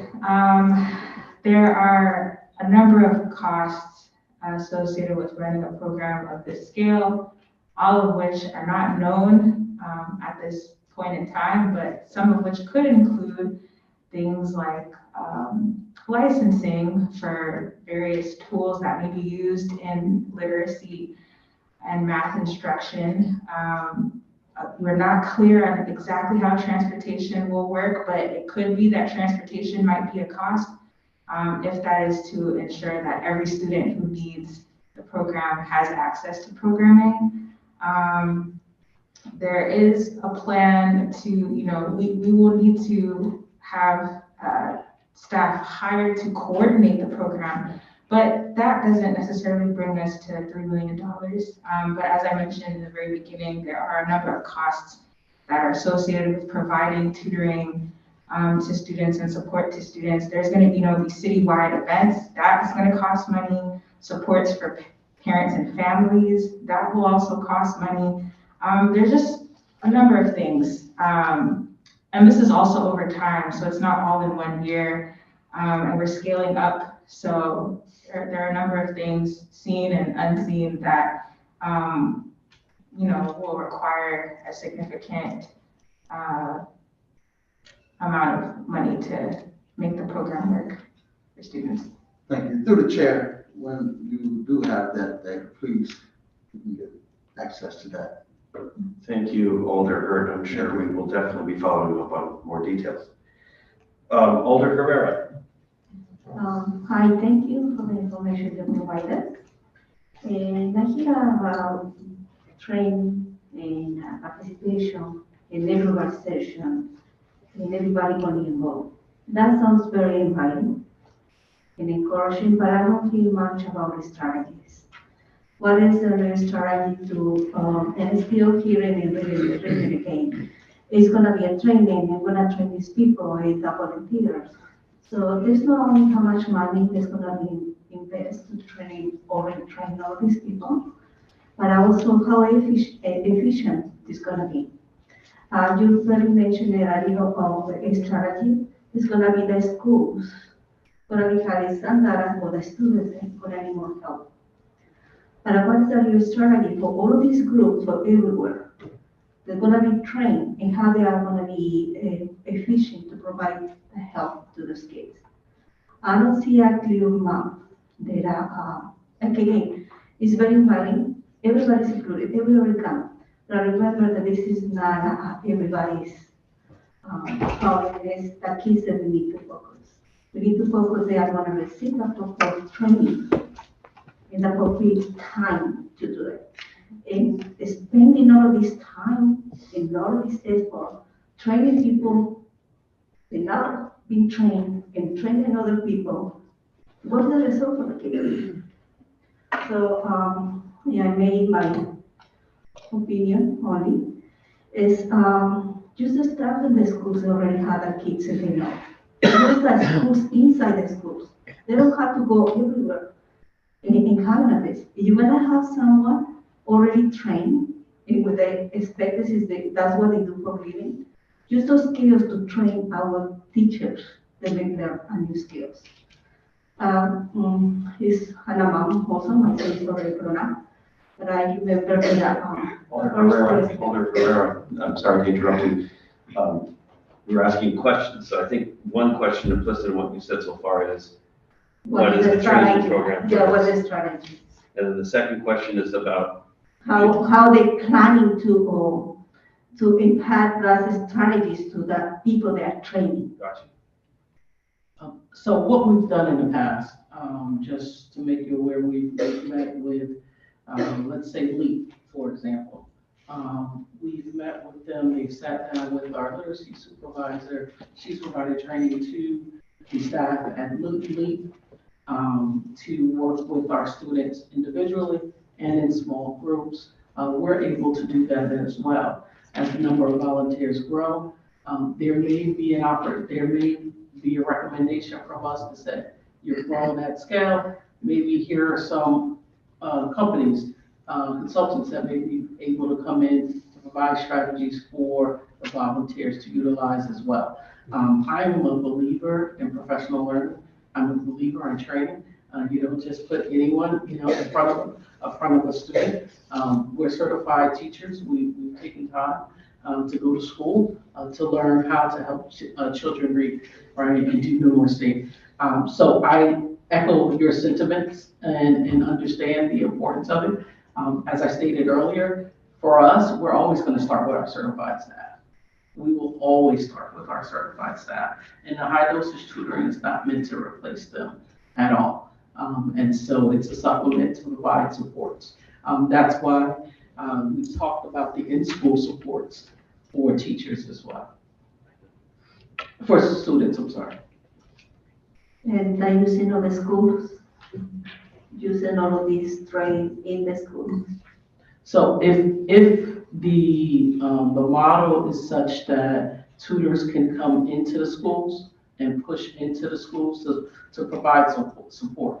So what we envision are happening are the tutors going into the classroom, they're hearing the lessons be taught by the teachers, they're pulling small groups of students, delivering instruction reinforcement to the students as well in the classroom, but they're hearing the double dosage.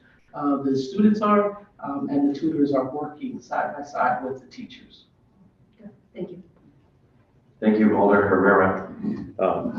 I think colleagues would have a lot more questions asked, but I would like to get to the public portion. So this is a last call for a committee member who hasn't yet asked a question, who would like to ask a question.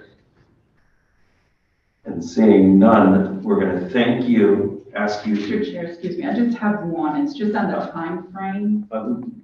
Alder Festa, we will get to it after we hear from the public. So my instructions, please to find a seat in the assembly. Don't go anywhere. We'll definitely invite you back after we hear from the public. So colleagues, please hold your whatever additional questions you might have. But I definitely want to give an opportunity for the members of the public who've taken time out of their schedules to be here this evening. And we have a list. We have two lists. One list begins with a long list of individuals all in the same handwriting, including Claudine Chambers, Carlotta Clark, Kim Harris, Belay Bolden, Corin Gaines, Layla Cologne, Erin Tremble, Avery Robinson, Shante Tucker, and Nina Fawcett. Are they all individually testifying, or are they coming up together? We're going to save you time. We're going to come together. Okay, well then please come forward. I think Ms. Colleen will go first, and then I'll do the group. Okay. So Claudine Chambers, please come forward. And as a reminder, you'll be next. As a reminder, when you come forward, just speak in the direction of the microphone. You don't have to hold it. You don't have to worry about pushing buttons. We have a much improved microphone system here.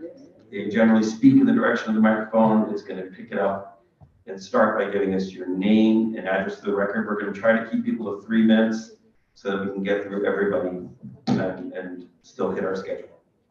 Oh, and one moment, I'm sorry to interrupt. For those of you who are here for the 7 p.m. workshop, obviously we are running behind schedule. And so the first meeting, the finance education meeting, is going to go a little bit longer, 15 minutes, half hour, something like that. And then we'll proceed as efficiently as we can to the education meeting workshop. Ms. Chambers. Am I asking questions to you or to the people that were? You can address everything to the committee, and we can always follow up with that. Hello, everyone. My name is Claudine Wilkins Chambers. I'm from New Harlem, 419, and I work in New Haven Public Schools. Proud to work there. Been there half a century, and I still enjoy it. My question is, we're talking about volunteers. A lot of people are out of work because of COVID. They're trying to find a job that will pay them money. It is hard to find volunteers. We try to get some for our school. I'm not saying it's impossible, but it's hard. It's a hard call. My other question is, I didn't hear the presenter say that they would ask the certified teachers first to have these students. They know where the students are. They can take them from where they are and move them forward. A total stranger will come in and they have to start all over again because they don't know where the students are, so time is wasted, in my opinion. The other thing I'd like to say is, how are these 300 students going to be picked and why such a low number?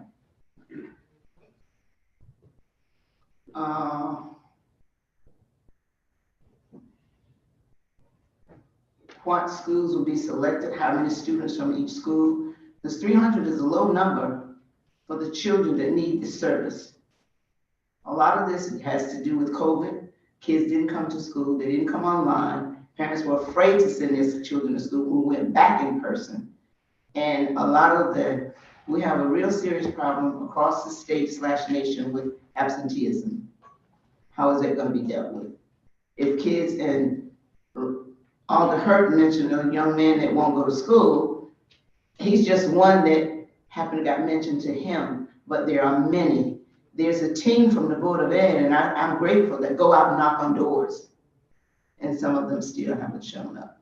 So I didn't hear a lot of questions answered that the presenter was addressing. So I have a lot of questions in the back of my mind, but I'll wait for another meeting and hopefully they'll get answered, because it doesn't sound like everything is in place right now. It's kind of hit or miss. Not to insult anybody, but I'm confused and I don't like to be confused. I work with children and I want to confuse them. So I hope this program is successful. We needed it a few years ago before COVID came. And when it does get in place and solid, I want to see it work well. And $3 million is not a lot of money for the children that need to be serviced. And some money needs to be put aside for transportation, because a lot of people don't have a car, or they work and they're not out of working time to go pick up their children. So I think that should be considered first. I'll stop there. Give somebody else a chance. Thank you for listening. Thank you very much. Thank you, Ms. Chambers. And I see that the next group of folks are making their way up here. Thank you so much for your attendance and your participation.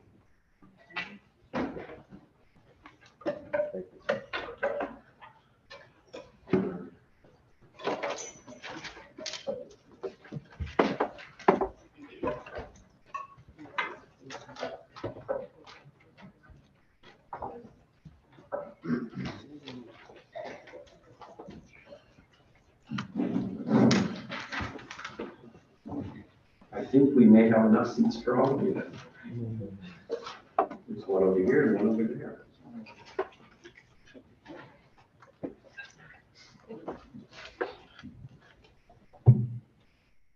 Okay. Thank you so much for having us here today. And my name is Kim Harris, 21 Lander Street, New Haven, Connecticut. I'll have everybody introduce themselves. Okay, can we start with you, Avery? Can we start with you? Hi, my name is Avery Roberson, and Where do you live? Where do you live? I live at 42 Shelton Avenue. Hi, my name is Layla Cologne, and I live on 81 East Street. Hi, my name is Corinne, and I live Westchester Avenue. Hi, my name is Eli, and I live on 405 Newell Street. Hi, my name is Erin, and I live on Harmon Street. So it's really important for me, wherever I travel, especially in these circles, to bring kids. It's important for our kids to see the process. And it's important for our kids to know that soon they're going to be sitting in your seats. That is really important. They have to know that they can get there, but they have to see how the path works. We're in year 2 of a 10-year plan. And in 10 years, 8 years from now, each one of these children will be able to vote, which is critical to how our community lives. I want to say today that children learn differently. I run a school, the Harrison Tucker School, We pay taxes in Hamden, we pay taxes in New Haven, we are the borderline school. I run a nonprofit called Inspired Communities, Inc. Inspired Communities, Inc. is really working and striving very hard to make sure that we touch every family in New Hallville, not limited to New Hallville, but New Hallville. We're touching them in building vitality in our community. We're touching them by building strength and bringing back the splendor. But that is not going to happen if our children are struggling with reading and writing. It's a challenge. When I was a kid growing up, I struggled with reading and writing until 4th grade. And it wasn't until a teacher in 4th grade, she saw something. She said, oh man, you got something, but it's just not clicking. I'm going to connect you with some community people. When she connected me with those community people, and they showed me streets, words in the street, and the beauty that was embedded in our neighborhood, all of a sudden, I not only could read and write, I was excelling because I was excited about learning. And I heard some things said today about things need to be embedded in the school. All kids can't be in the school learning. We have to give them options, we have to give them choices. Things are just so different today for them.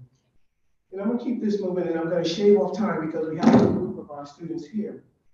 So I'm just gonna ask, I have permission, I have my grandniece here, and I wanna speak to her for a second. Corinne, take the mic for a second. We're doing this with permission of her mom. We're doing this with permission of our community. What do you struggle with in school? First of all, what school do you go to? Lincoln Bassett. What grade are you in? 5th.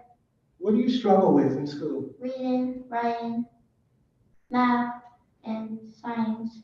Now for her, right, her challenges that she's having, things came to life for her at Lincoln Bassett last year when she's in the 4th grade. All of a sudden she gets a hold of some teachers, and the principal over there is wonderful and just doing miracles over there.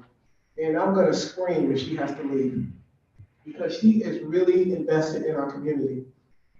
So we took community, things that we do, and we combined them with the things that's happening in the school. And we said that we're gonna touch lives like that. The thing that community people are missing is the parity, the barriers.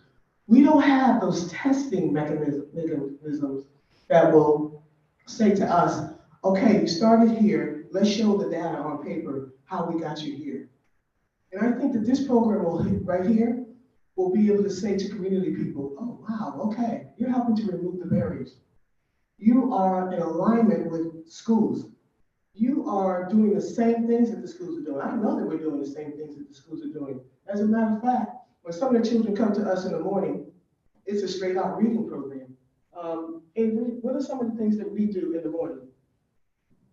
We read to little kids, and sometimes on Friday, the little kids get to have a chance to read. And it's flashcards, it's games, it's all of that embedded. But today we're here because I know we're looking for volunteers, and these kids are going to be volunteers soon. But if I ask a question to my kids here, and I say to you, if this program comes, if the funding comes for all of the children of New Haven that need the help, because at this table, maybe 1 or 2 need the help. The other children, they are excelling because of the things that we're doing and the teachers that they touch in school. But if you were 16, how many of you would be willing to help kids that would come into our neighborhood that may not be from our neighborhood or but are in our neighborhood? How many of you would be willing to help them? By show of hands. Okay, that's good. I mean, because it's about giving back too, because this thing is not just about, the funding, the money. We have to figure out a way that we're growing, that we're moving, and that we're collectively coming together. And I'm gonna end by just saying this. I believe that community is the thing, the triangle that will help to bring our children to where they need to be. And, I'm still to this day not a great tester, but I'm a good student. I'm a great student.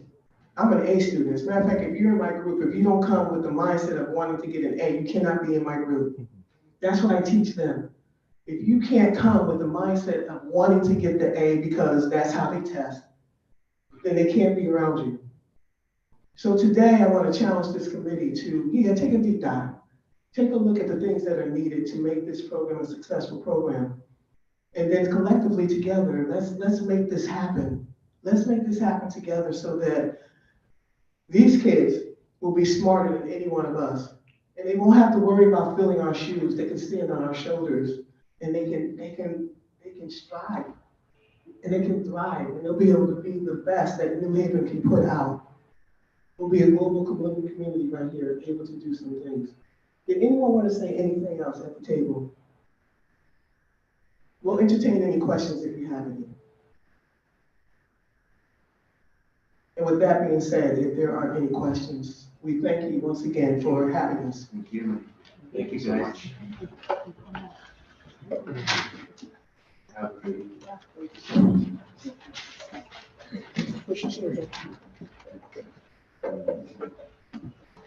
I see on the sign-in list, the name Carlotta Clark. She's not here, okay.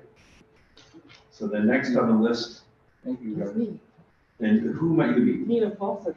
There you are. Last on the list, yeah. There. Keep on Please. writing. Please. Have a seat, if you would, and your name and address for the record. Nina Fawcett, 420 Huntington Street, New Malta. And I'm here as, I kind of represent the person that you're talking about. I didn't read until I was in 4th grade. And I'm old enough that they didn't know what dyslexia was then. I was diagnosed at the end of 11th grade that I had ADHD and dyslexia. And my parents were told, and I was told all through school I was an underachiever, quote unquote. And they were told, you know, don't send her to college. If you got to, 2 years, that's it. Okay? I graduated from Southern as a teacher, K through 8. I also have a dual master's degree in accounting and management, accounting and finance and management. And I have my grade point average was 3.0.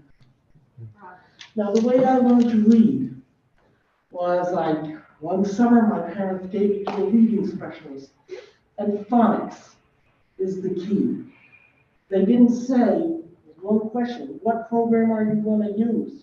How many of these kids have already been kind of diagnosed with dyslexia or a learning disability?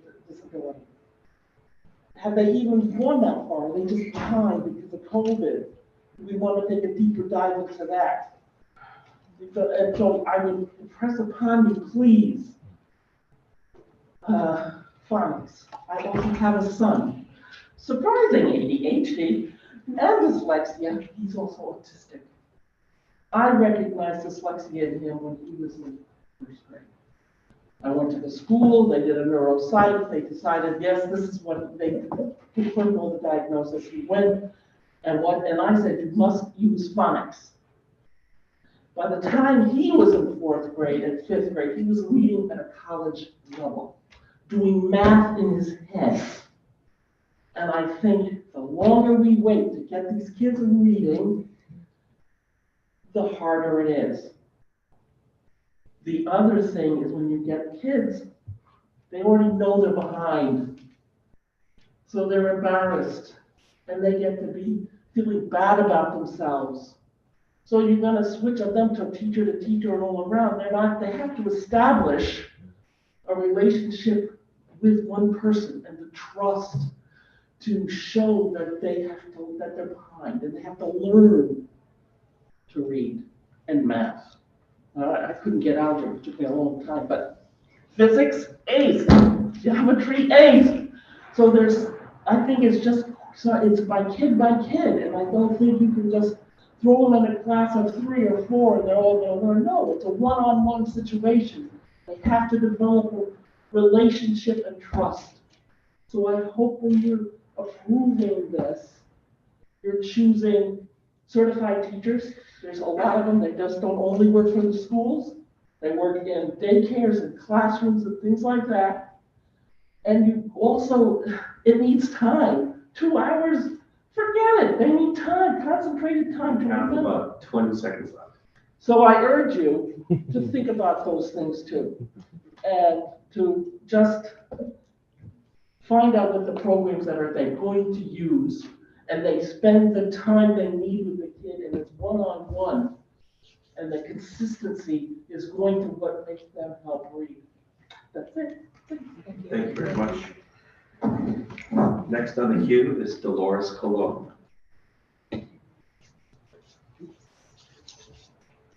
Are you going to come together, Ms. Clyburn, as well, please? For Alders Clyburn and Colon are coming forward.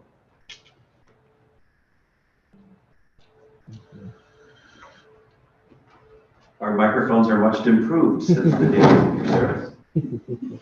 Names and addresses for the record, please. Delphine Clyburn, 150 Harbor Close. Dolores Colon, 34 Salem Street from the Hill. Okay. First of all, I want to say thank you to the chairs. My question was the money. Well, number one, I had a question. The $3 million, would it go into the budget of the Board of Ed? But that $3 million, that was one question. If it went there, would we really have to know where and how this money will be spent for our students? And I was saying maybe, I was thinking about it, we already have our students who need help in our school system. Would they hire a specialty in these areas for our children?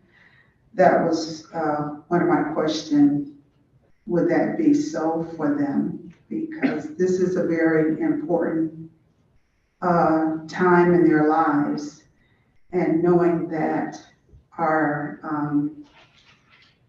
school system with our children are struggling now. So I was wondering, would the teachers do this teaching, or they would hire someone to do this extra teaching for the children to help bring them to their grade levels? Some of the questions was answered tonight.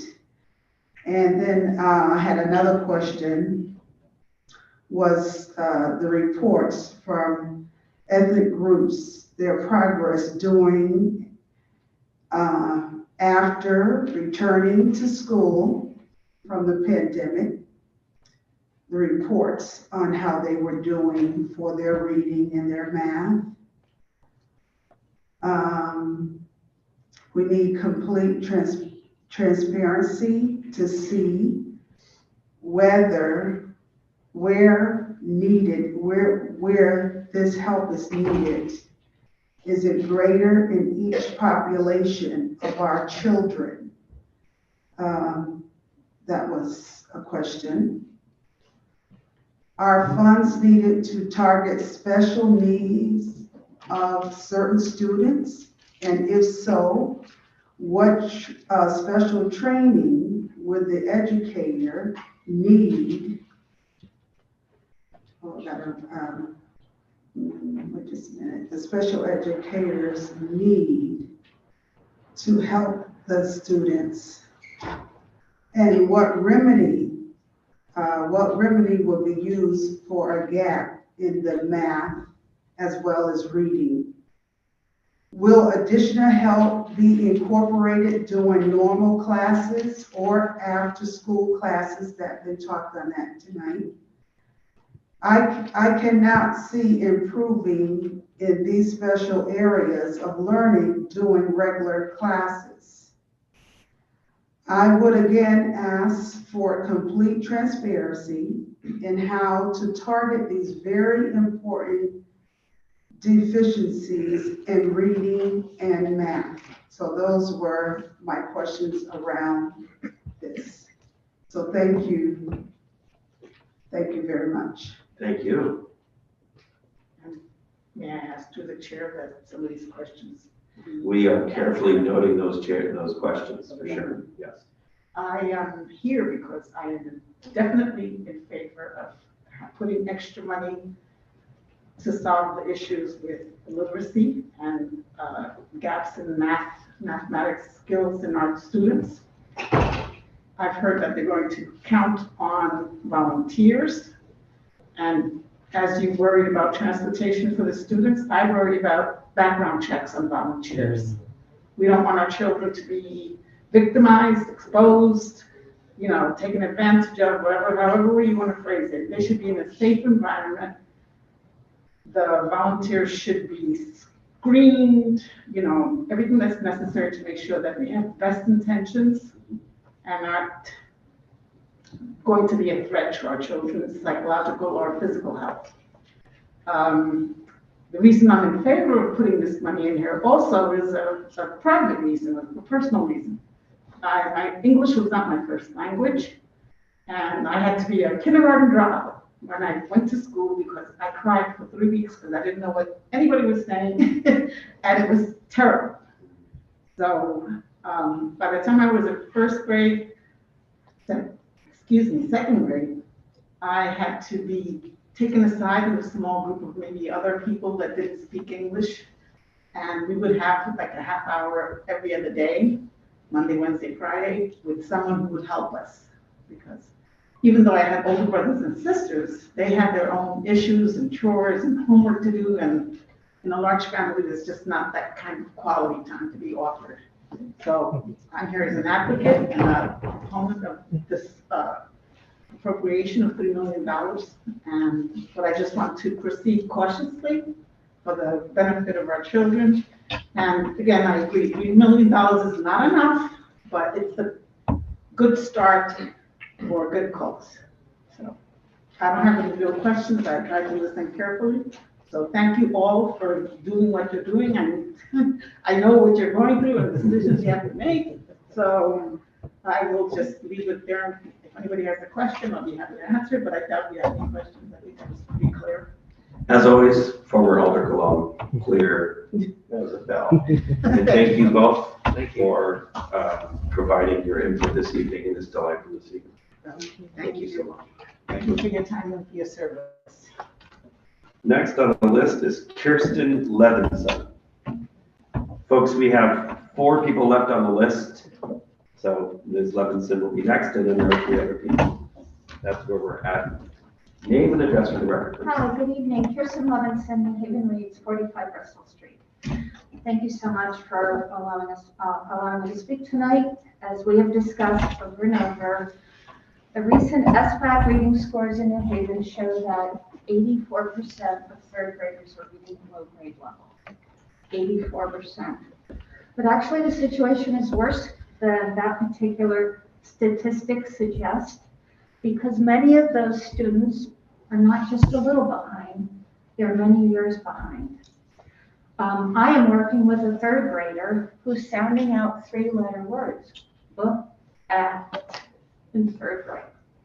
At New Haven Reads, we have had to purchase more kindergarten and first grade readers so that many of our second, third grade and older children, because they're reading at such a basic level. This dire situation is further compounded by the fact that research has shown that reading proficiency is, by the end of third grade, is a crucial marker in a child's educational development.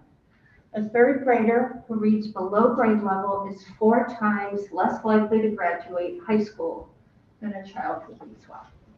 If the third grader also lives in a low-income household, he is 13 times less likely to graduate high school than his reading proficient affluent peer.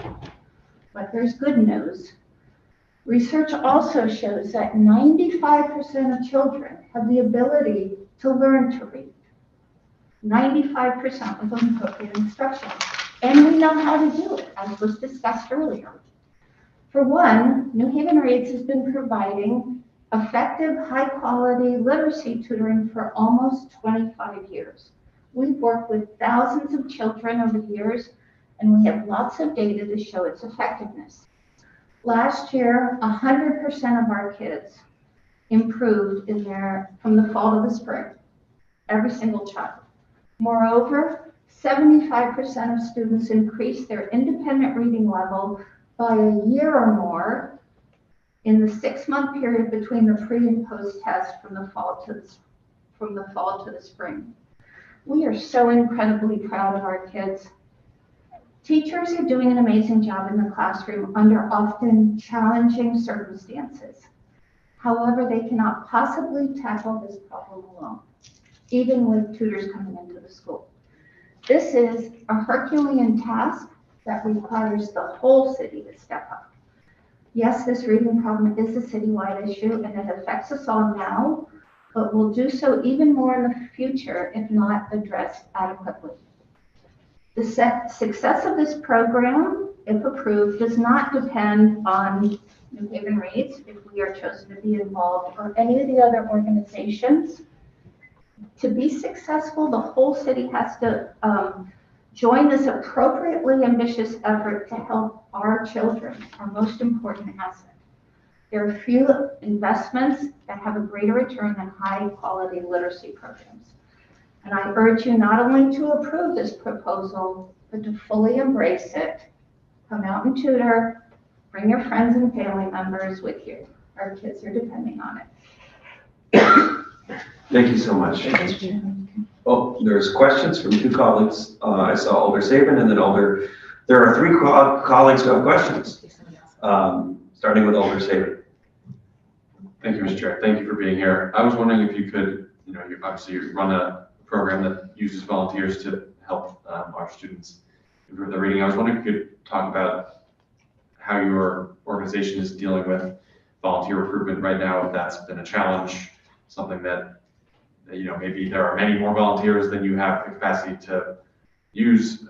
What's the situation with volunteer recruitment right now? So I'll try to answer this very quickly in the shortness of time. We have 275 roughly volunteers, 15 years and older. There are some that we do pay. We call it our Leaders to Leaders program, our high school kids. That's separate. But we have volunteer tutors from all aspects of life. Do we have trouble getting them? We have had more trouble since COVID started. But, we have many ideas and many ways to try to bring in more volunteer tutors. Is it a concern? Yes, it is. But I feel so strongly about this that the city has to embrace this. And I think when people find out how serious the situation is, that more people will join. I will add, all of our volunteer tutors have background checks and we do reference checks for them. Thank you, Alder Saban. Alder Miller, then Alder Morrison. Who's first? She's first. Oh. She's first. Alder Morrison, then Alder Miller. So my question really was the same question on Alder Saban. I love New Haven Reads, it's in my board. You guys are constantly just really helping to develop the children throughout the city. But one thing that I do know as being a parent, utilizing New Haven Reads, the challenge of getting these various tutors. And so now you have 275 tutors. We now, sounds like we might need 575 tutors. And so again, just looking at what strategy you would utilize to get these people on board. And a lot of times when I think about it, funding does make a difference when you can tell a person that you'll give them a little bit, per hour to work with a child. And so it really was to speak to that. And you kind of answered it. But I know you have a whole, I know you have a whole strategy of trying to get these, but it's really, I just wanted to point out the number of volunteers that are going to be needed for this project. Yes, yes, and one of the things that the group of people have been talking about this, to get the proposal together, we've talked about having small groups rather than always one-on-one. Is one-on-one better? Yes. Is it feasible? Probably not. So, and there are ways to have small group lessons that can be very effective. Thank you. Thank you, Alderman Morrison. Alderman Miller. Thank you. Also a big fan of New Haven Reads, so thank you for your work. Because we're looking at this $3 million number and trying to figure out what it's actually for, and we haven't really heard what it's actually for, could you tell us what is the budget of New Haven Reads? It's $1 million. Wow. Okay, so $1 million for 275. Okay, thank you. Wow. Thank you, Alderman Miller. Alder Douglas. Thank you, Mr. Chair. Thank you for being here with us. I'm a great fan of New Haven Reads also. Okay, thank you. Testify to that. So what incentive does New Haven Reads put out there for volunteers? It's the best hour of your week. Honestly, so I tutor 4 hours a week. And when I think about my tutoring and I prepare for my tutoring, you don't have to, but I do prepare. I kind of do that at the end of the day because that's my favorite thing to do. Because when I think about changing the life of a child, I mean, what's better than that? And I'm still in touch with some of the students I tutored. They're now in their 20s. I mean, you end up caring so deeply about them, and you can form a relationship with them, and they care so much about you. It's, all of us would benefit from having someone who sits next to us and says, you can do this. They're having micro failures every day in school if they're struggling with reading. And here you're saying, no, you can do this. You're doing great. Look how well you did at this work. So that's a long answer to I think is an important question. So, and then my second question is, so where would you say your largest pool of volunteers come from? So I would say I'm going to give percentages. We have 30% high school students. Many of them, they have to have volunteer hours. I would say we expand that, can we? We have a lot of college students who come in and do it and tutor. And then, working adults and retirees. So it's kind of four groups. We go after all of them. Is it evenly split maybe among those groups? I think so. I can get that for you, but. Through the chair, please. We'll follow up with Alder Douglas. Thank you. Questions. Thank you, Mr. Chair. One last question, Alder Festa.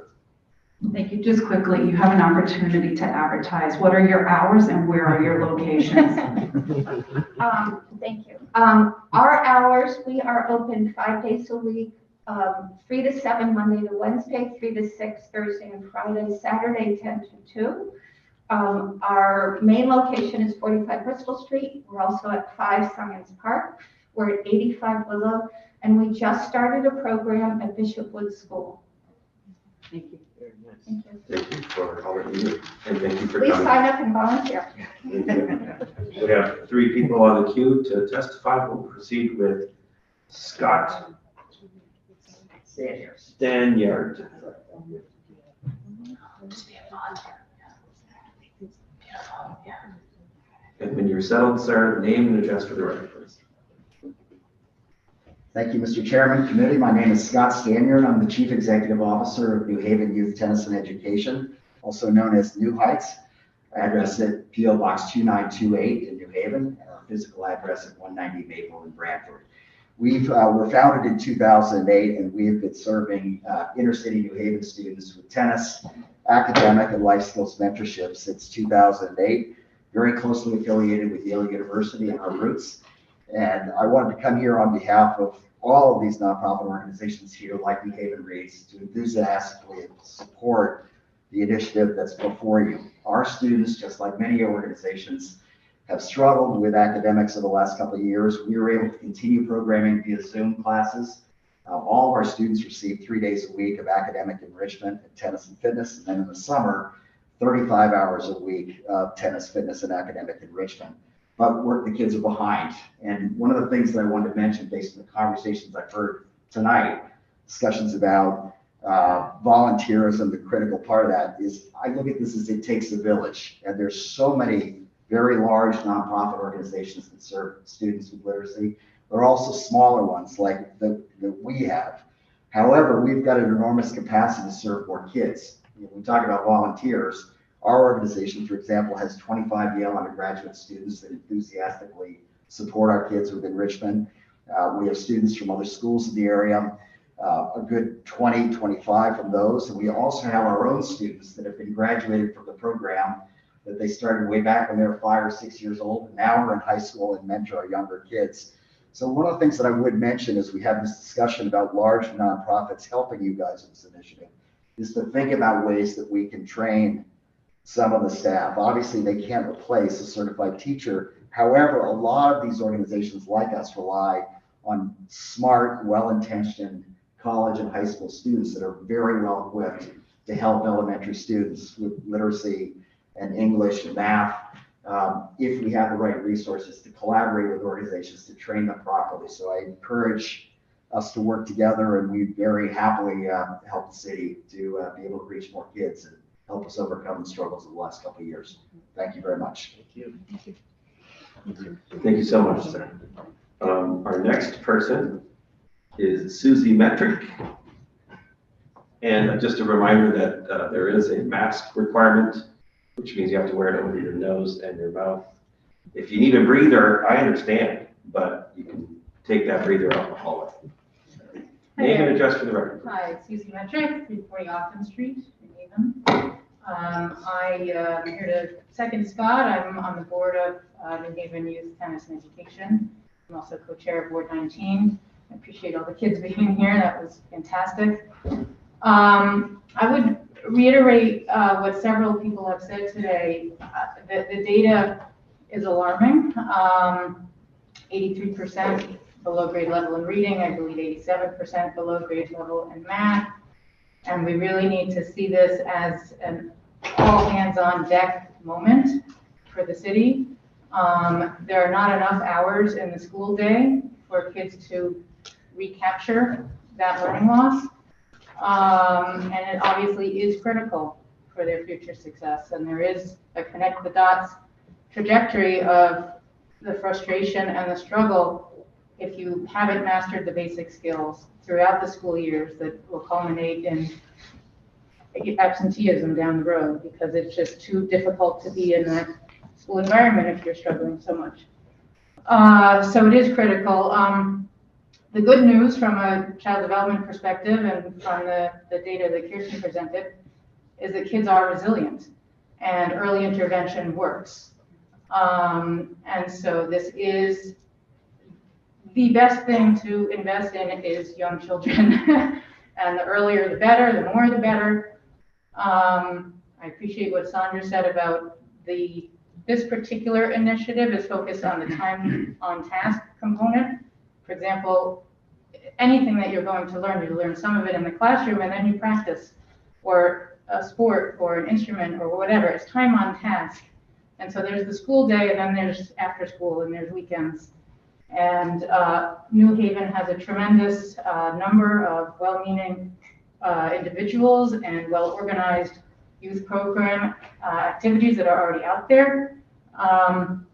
This is an opportunity to create kind of an unprecedented partnership where the whole will be more than the sum of the parts, where, for example, the volunteers, the high school students, the college students that tutor children in our program. I have also been a tutor in our program. It's wonderful working with our kids.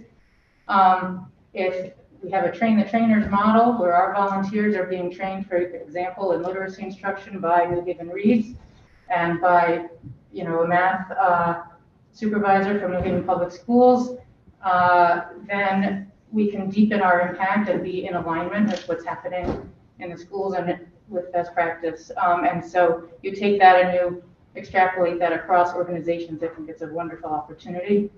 I had a couple of thoughts while I was sitting here. I was hearing a lot of questions about what exactly is the money going towards. So you have about 20 seconds to Okay. express those couple of things. I can also skip it, but one thing that we've noticed in our program, I mean, if it's an after-school program, one of the budgets is healthy food. They come after a long school day, they're tired, they're hungry, they're not ready to focus. They need a snack. And then they can focus. So that's one piece. I think transportation is probably a piece. I think that it's not just volunteers, we're talking about collaboration between volunteers and trained teachers. So I think to the extent that teachers are participating in the collaborative in after-school hours, I think there should be some money allocated there. So those are a few thoughts. And they were very helpful thoughts. We appreciate you coming and testifying. Thank you. Thank you so much. The final person on our sign-up sheet is Stacy Spell. We'll give a final opportunity for folks to testify after Mr. Spell has concluded his remarks. Mr. Spell has been here before and he knows the drill. Name and address for the record, please. Good evening, all. Good evening. Stacy R. Spell, 52 Miller Street, the city of New Haven, West River. I am here on behalf of New Haven Reads. I'm a long-term tutor, having been tutoring for over 17 years. I recognize the vital importance that New Haven Reads plays, especially in marginalized communities. New Haven Reads has progressed from what started off in a storefront in the old Chapel Street Mall, in a corner. It has now progressed to Bristol Street and now 3 other locations. We have progressed beyond what used to be a waiting list of 250 children. We are down to 100. But we still have the problem with tutors. And I've always been one to beat the drum. I'm the drum major in finding support. Whether you're a retiree like me, whether you're a person who has altruistic goals about our community, but I'm one that believes in stop pointing the finger. And remember, there's 3 fingers pointing back at you. What are you doing to address the situation? I started out under Christine Alexander, and now we are under Kirsten Levinson. And it's a structured, organized organization. I've arrived at an age where I am downright radical and have no problem sharing that. It's time out for us practicing the modes of insanity, doing the same things over and over again and expecting different results. Truly, we have to be innovative in thought. To some people, 3 million might not be a lot, but I'm used to running organizations with a $1 budget and getting change back. So 3 million is a lot. But being innovative in thought, being collaborative and process. Because if we haven't learned anything at this point in life, the only way we're going to truly be successful is when we're collaborative and link arms, put aside our egos, personalities, and move forward. I'd like to see New Haven Reads positioned in any way, form possible, whether it's with receiving CDBG funds or American Rescue Plan funds, or even being considered in this process as the city goes forward. Again, I can't say enough. You have to be innovative in thought, think outside of the box, and let's stop doing the same things that we did. This is about our children, and not only our children, because at literacy volunteers, they deal with adults. And if you don't know if you're an adult, you can't read or write, and you're my size, that's a problem. That's a problem in the street, that's a problem with your peers. We see this with children. So we want to make sure that we are creating a trajectory that's going to be for the betterment of our communities, especially marginalized communities, especially for our children. And I can't say enough. For those that are looking for an opportunity to serve, this is a great one. Every week when I leave New Haven Reads, they say, "Thank you, Mr. Stacy." No, it's not thank me, thank you. Because to change a young person's life, to see them go from not being able to use their phonetics to being able to read a chapter book. If that doesn't make you smile, and if that doesn't bring joy, it's about creating change. Leslie, be considerate of that as we move forward. Again, New Haven Reads has been in position, we collect data, and I must say, I have a positive bias. Thank you. Thank you. Thank you, Mr. Spell. We appreciate your testimony. Is there another member of the public who wishes to testify on this item? Please come forward. And will you please, when you sit, please give us your name and address for the record, please. Jennifer Ricker, 123 Main Street, Hampton, Connecticut, from the Boys and Girls Club of Greater New Haven. I didn't plan to testify when I first came, and hearing the questions, hearing what was said, then I thought I really need to come up and support this on behalf of the Boys and Girls Club. The mission of the Boys and Girls Club is to really serve the children who need us the most. That is what we've been founded on, and that is what we've been doing for many, many years. With doing that, we do this not only by having our programs run inside the school, we also have a clubhouse located on Columbus Avenue for students that aren't able to get to us. Then we work with New Haven Public Schools, we partner with them. And by doing that, they transport the children to us where they can spend at least, some of them 4 hours a day, just doing everything from social, emotional, sports, recreation, but also helping them learn academically. This initiative would be an amazing opportunity to take that partnership to the next level. We have amazing staff who are really dedicated to engaging with the youth and helping them grow. What we don't have is the specialty for tutoring. And through this initiative, what it would allow us to do is partner with the organizations that do that, so that we can learn how can we take our programs to the next level, so that we know we are really helping them academically in small groups, in even one-on-one when that happens. This initiative would make a huge difference in ensuring that the other organizations, large and small, have the training that they need so that we can do the right thing, more than what we already know, but now also help academically. For tutoring, we also constantly are getting tutors that are signing up, and truthfully, because I don't have the ability to train them, sometimes I have to put them on hold. So I have the next group of tutors that I can't even bring on until mid-February. This initiative would help us say, okay, wait a second, we could open this up more.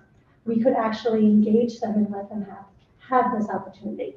I hope and I ask you to consider this initiative. I think it would help small and large organizations partner in a way that truly would help the students be able to get the tutoring that we just can't do otherwise.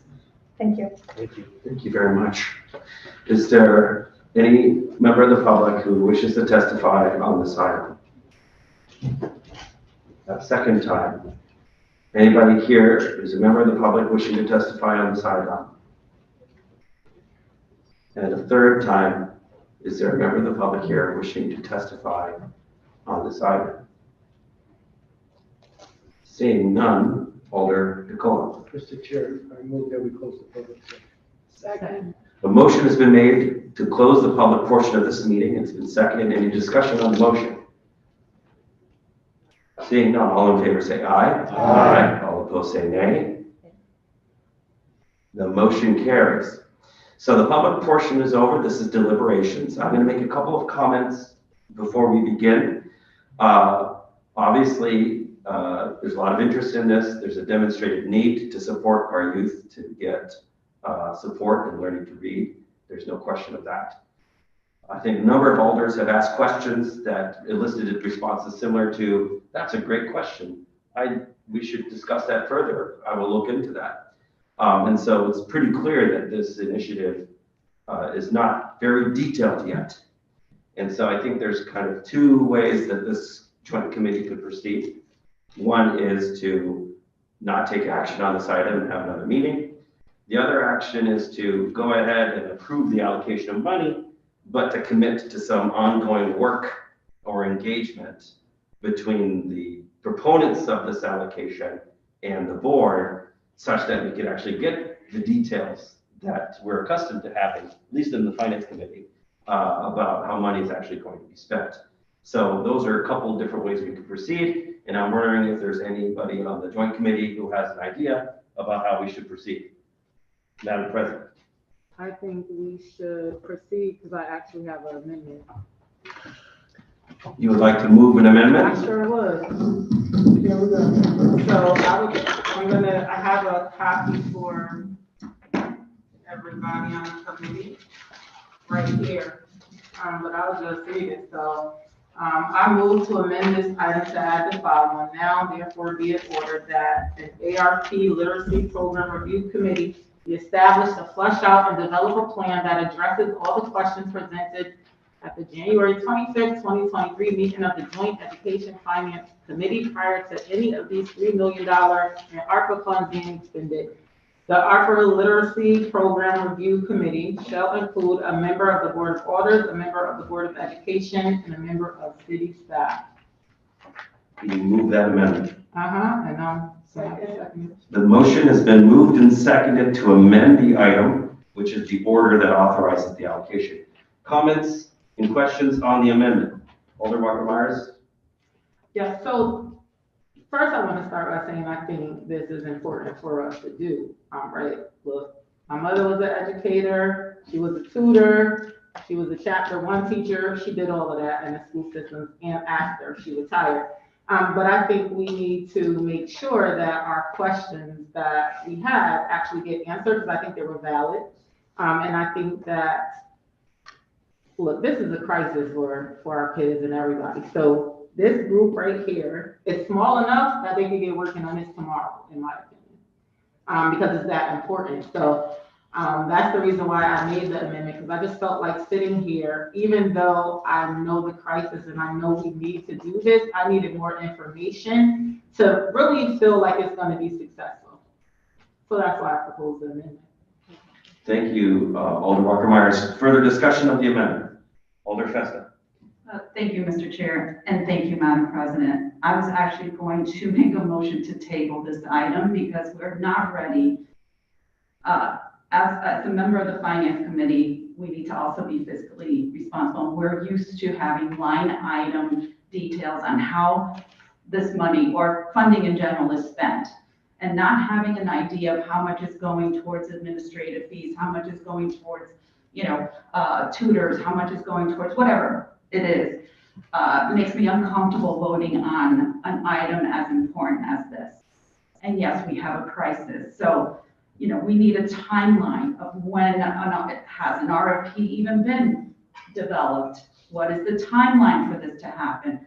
So thank you, Madam President, for making this amendment. I feel more comfortable knowing that if there is a committee that is formed, so I will support this amendment.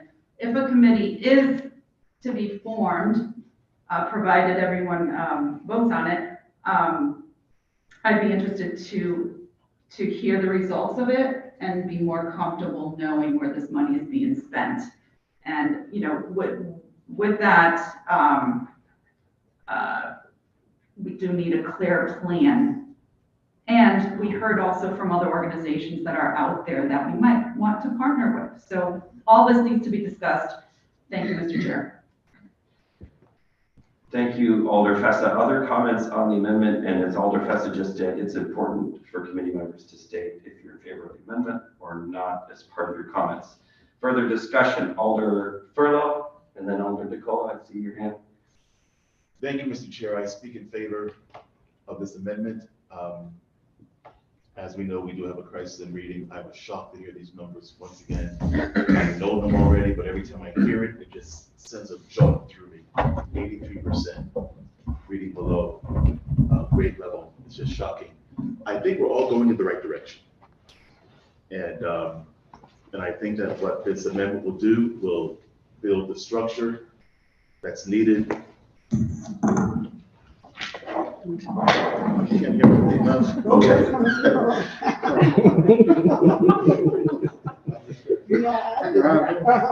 Very good. Can I continue, Mr. Chair? You may continue, Alder Furlow. I think that we're going in the right direction. I think that what this amendment does is build the necessary structure around what it's going to take to be responsible for the funds as well as meet the need of our children. And so once again, I speak in support of this amendment and urge my colleagues to also support it. Thank you, Mr. Chair. Thank you, Alder Furlow. Alder DeCola. Thank you, Mr. Chair. I stand in support of this amendment. I think it's in the right steps. The concerns of the residents. This is just, we're going in the right direction. It's going to be baby steps, but we'll get there as long as we work collaboratively. So I stand in support of this amendment. Thank you. Alder Sabin. Thank you, Mr. Chair. I would like to ask a clarifying question of the maker of the amendment.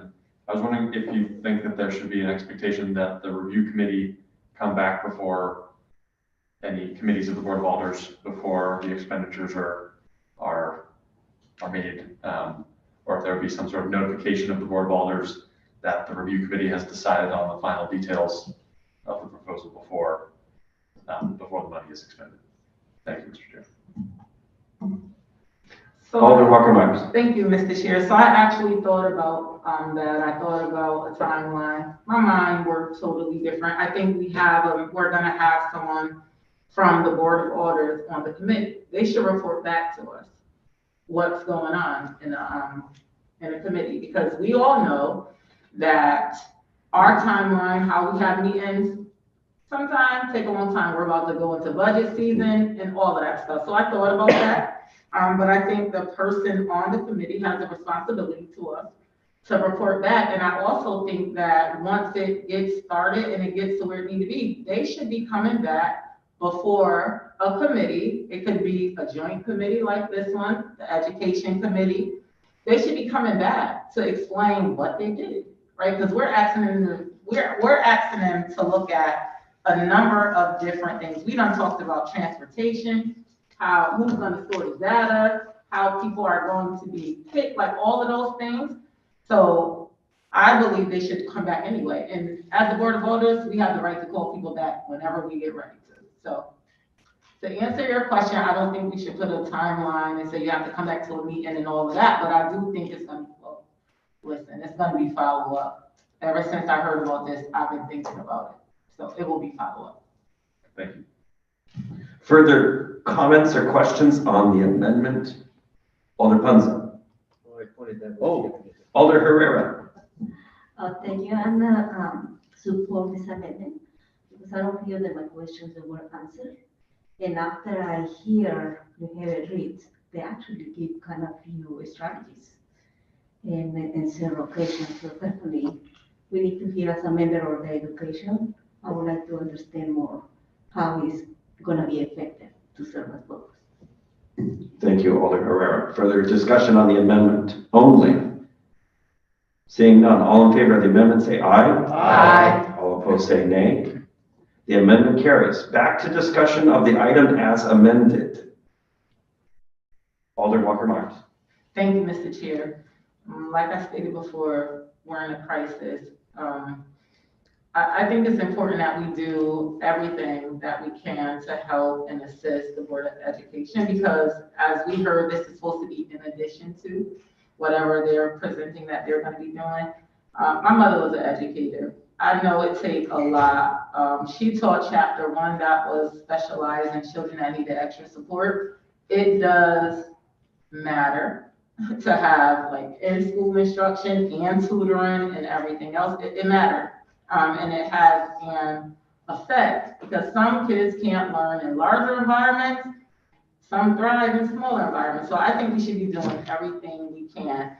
Every single time I hear those numbers, I cringe because I'm like, look, I raised my kids in this system, they're doing well, but I have a granddaughter who is doing well, but she's pretty soon, she's going to kindergarten like now, next year, right? And I worry about that. So I just think it's important. We have to do everything that we can for the kids that need the extra support. And if that means putting $3 million of the ARPA funds and thinking of other ways we can support, then we need to do it. Because we can't just be sitting on the sidelines all the time criticizing, saying, people aren't doing this, people aren't doing that, people aren't doing this good enough. At some point, we have to help, offer other solutions, and put some money where our mouth is. So that's why I think this is actually a good start. It just needs to, for me, it needs to be put together more. I see the value in it, but I need to, it needs to be better planned for me, because I want to make sure it's successful, and that's why I asked the question about having an alternative plan as well. Thank you, Mr. Chair. Thank you, Alder Walker-Myers. Further discussion on the item as amended. Further discussion on the proposed allocation of $3 million towards this initiative. Alder Festa. Thank you, Mr. Chair. As the mom of New Haven Public School Systems, I have faith in our system. I have faith in our kids. And there are some kids, we heard from the public how, who has ADHD, who has dyslexia, who has whatever else. Those kids deserve the extra help. And I know firsthand with one of my sons, and without the additional help, he'd probably be in that 84 percentile right now. And I can't thank the New Haven Public School System enough for the help and guidance that he received. That's one kid, one. Imagine how many more we can help. What I really would like to see is not only this ARPA fund be invested in our children, but some ESSER funds be invested in our children as well to help promote literacy, as I speak here. And that's two incredibly vital subjects in our children's well-being and future. Those are the top two. And we need to invest in our future. This is the future generation. And we need to promote and help with whatever programs are out there. And I look forward to a report. I look forward to those results changing. And as Kirsten said, with New Haven Reads, 95% hope. 95%, that's huge. 95% of those 84% of the kids actually have a future if we invest in them. So let's support this initiative. And I look forward to hearing more about it. Thank you, Mr. Chair. Thank you, Alder Festa. Further discussion. I see Alder Saban. Thank you, Mr. Chair. I'm in support of this item, and I am grateful for the attention to this issue. Obviously, the numbers that we've been talking about tonight and over the past year are really a tragedy and are scary and painful to hear about, because we know the long-term impact that's going to have on our kids, on our community, our city, and we need to make sure we're doing everything we can to address this crisis. I do have some concerns outstanding about the program that we've heard about tonight. I'm worried about how we're going to make sure that the kids who really need to be in this program are the ones who benefit. And I also have some concerns about the fact that we're focusing our attention here on something that's not going to be executed by our, within our public schools necessarily, or by our public school teachers. And I think that we need to make sure that this is not, as the presenter said earlier, this is not a standalone effort. We will have a hearing after this one for folks who can stay to talk about the literacy efforts that are happening in NHBS and with our teachers, and I'm grateful for that work that's also happening. And I think that we need to continue to collaborate and make sure that we're doing everything we can to address this issue. So happy to support this item and grateful to the administration and NHBS for focusing on this very important crisis. Thank you. Thank you, Alder Morrison. Thank you, Mr. Chair. I too stand in support of this item. This is a no-brainer. This is a have to. My son went through this whole system. I had to spend almost $20,000 with one of those programs for him to for his literacy because he just wasn't cutting it. I didn't see my $20,000 worth through going through a program like that. And luckily, I was in a position to be able to pay for that, right? A lot of people aren't in a position to pay for that. And so this, in one way you say small amount of money, $3 million is $3 million, but this small amount of money can go a long way.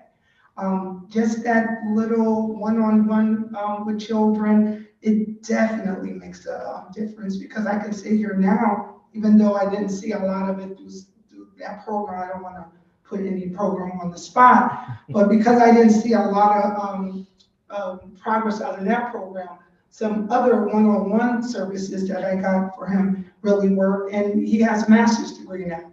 And so that speaks a lot because of the one-on-one, because of New Haven Reads, because of the volunteers at the church who will work with children. And so this is something that we have to do. This is not even a question. I know this is a process that we have to go through, but we have to do this. This is not something that we can say, maybe. This is something we have to do. So I am in support, and I hope the rest of my colleagues can be in support too. Thank you. Thank you, Alder Morrison. I see Alder Brackeen and then Alder Miller. Thank you, Mr. Chair. I'm just grateful that this has finally come up. This is a great topic, but just for the sake of where I stand, I'm actually going to be abstaining, and I'll tell you why. I'm kind of on the front lines of this. I'm teaching in the public schools, and I believe by voting on a fiscal notice may potentially be appearance of conflict of interest. Clearly, it's important to me because I'm living it, and I have 2 daughters in the public school system. But for the sake of the conflict of interest, I'm going to abstain. Thank you, Alder Brackeen. Alder Miller. Thank you, Mr. Chair. I think we absolutely need to take action, and I'm comfortable supporting this as an investment toward action that we need to take. I think it's just important to underscore that what we saw tonight does not make sense. It wasn't just not put together, but to me, really the volunteer piece doesn't make sense. We heard from New Haven Reads, 275 volunteers and a waiting list of 100. So we're going to be now just adding to their waiting list with an unclear strategy for how we're going to pull in the volunteers. So I know we've talked about all that quite a bit, but I think having this review committee is the way that I'm able to support this. And hopefully that will be a robust process with input to really make sure that this does the work that we know needs to happen. Thank you, Alder Miller. Further comments on the item as amended?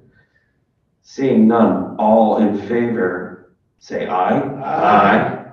All opposed say nay. The motion carries. And before a motion to adjourn is appropriate, let me just say a couple quick things. Thank you, everybody, for being here, including members of the public, including members of the Board of Ed, past and present. I note that Dr. Tracy's here, Mr. Wilcox is here. Thank you for your presence this evening. And there are others whose names I probably forget. My apologies in advance.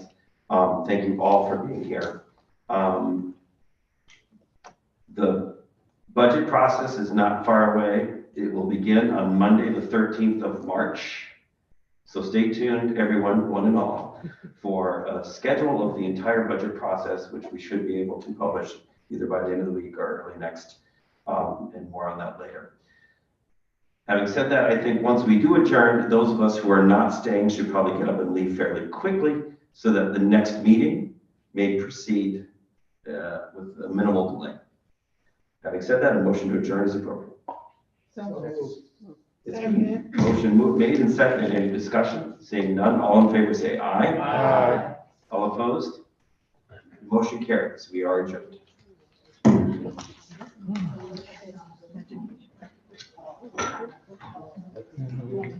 Double meeting. The Education Committee meeting will begin in 10 minutes.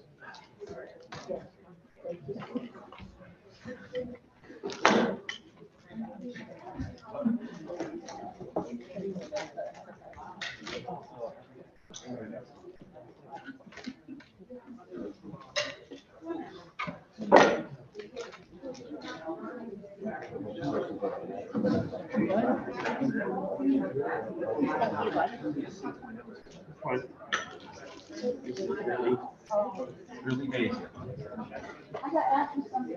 Older Punzo.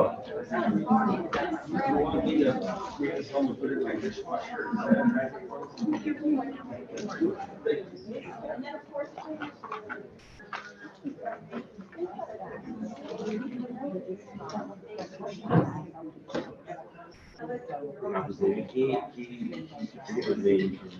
He works with tennis group that also does youth. Two very good.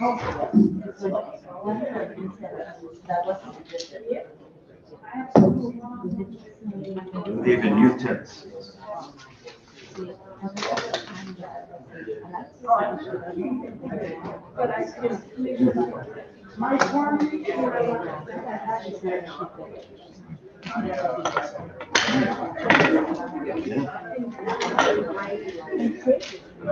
Oh, I'm doing much better. I won't take it personally.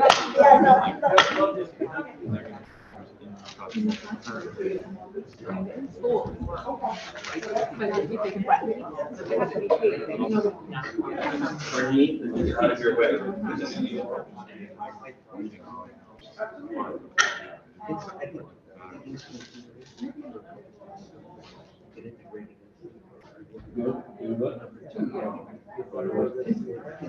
Yeah. I bet I'm still on tweet. Leslie was technically. No,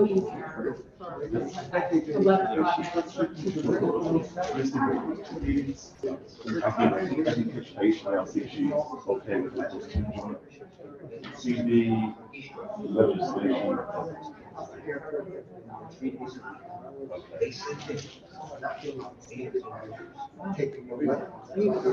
So that was my.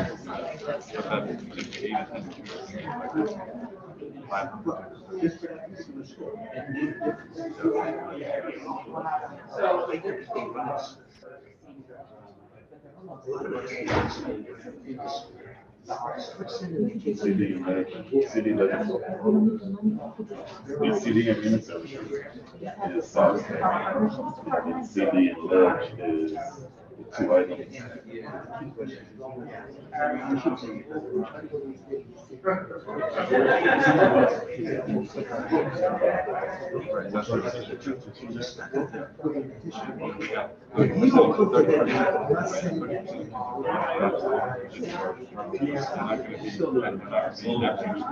Yeah, that's a good word. It's just a lack of experience.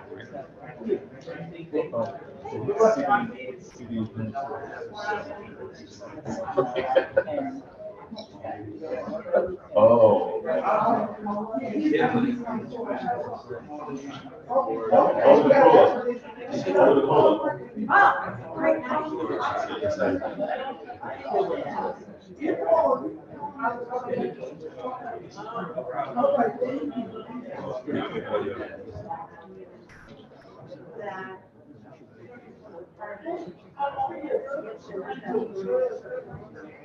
So that we want to generate a public confidence.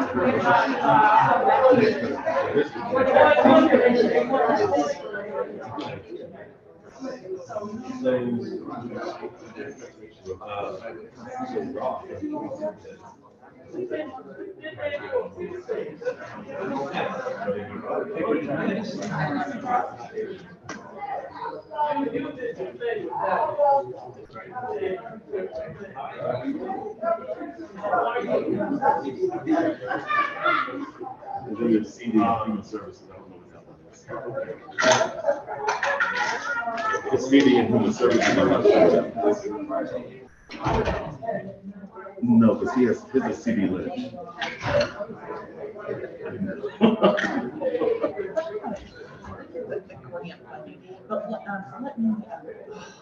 I'm gonna just make sure Rachel will put it in 224 on the same night. I'm gonna try and pull it up. I don't know if I can or not because it won't let me connect to the network. It's been really bad in here.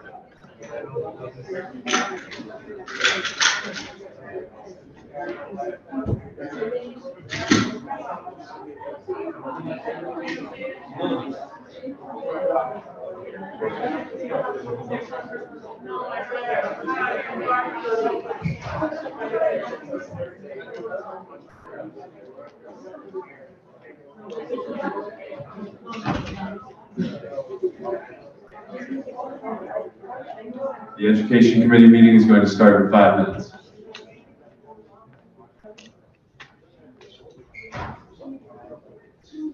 Start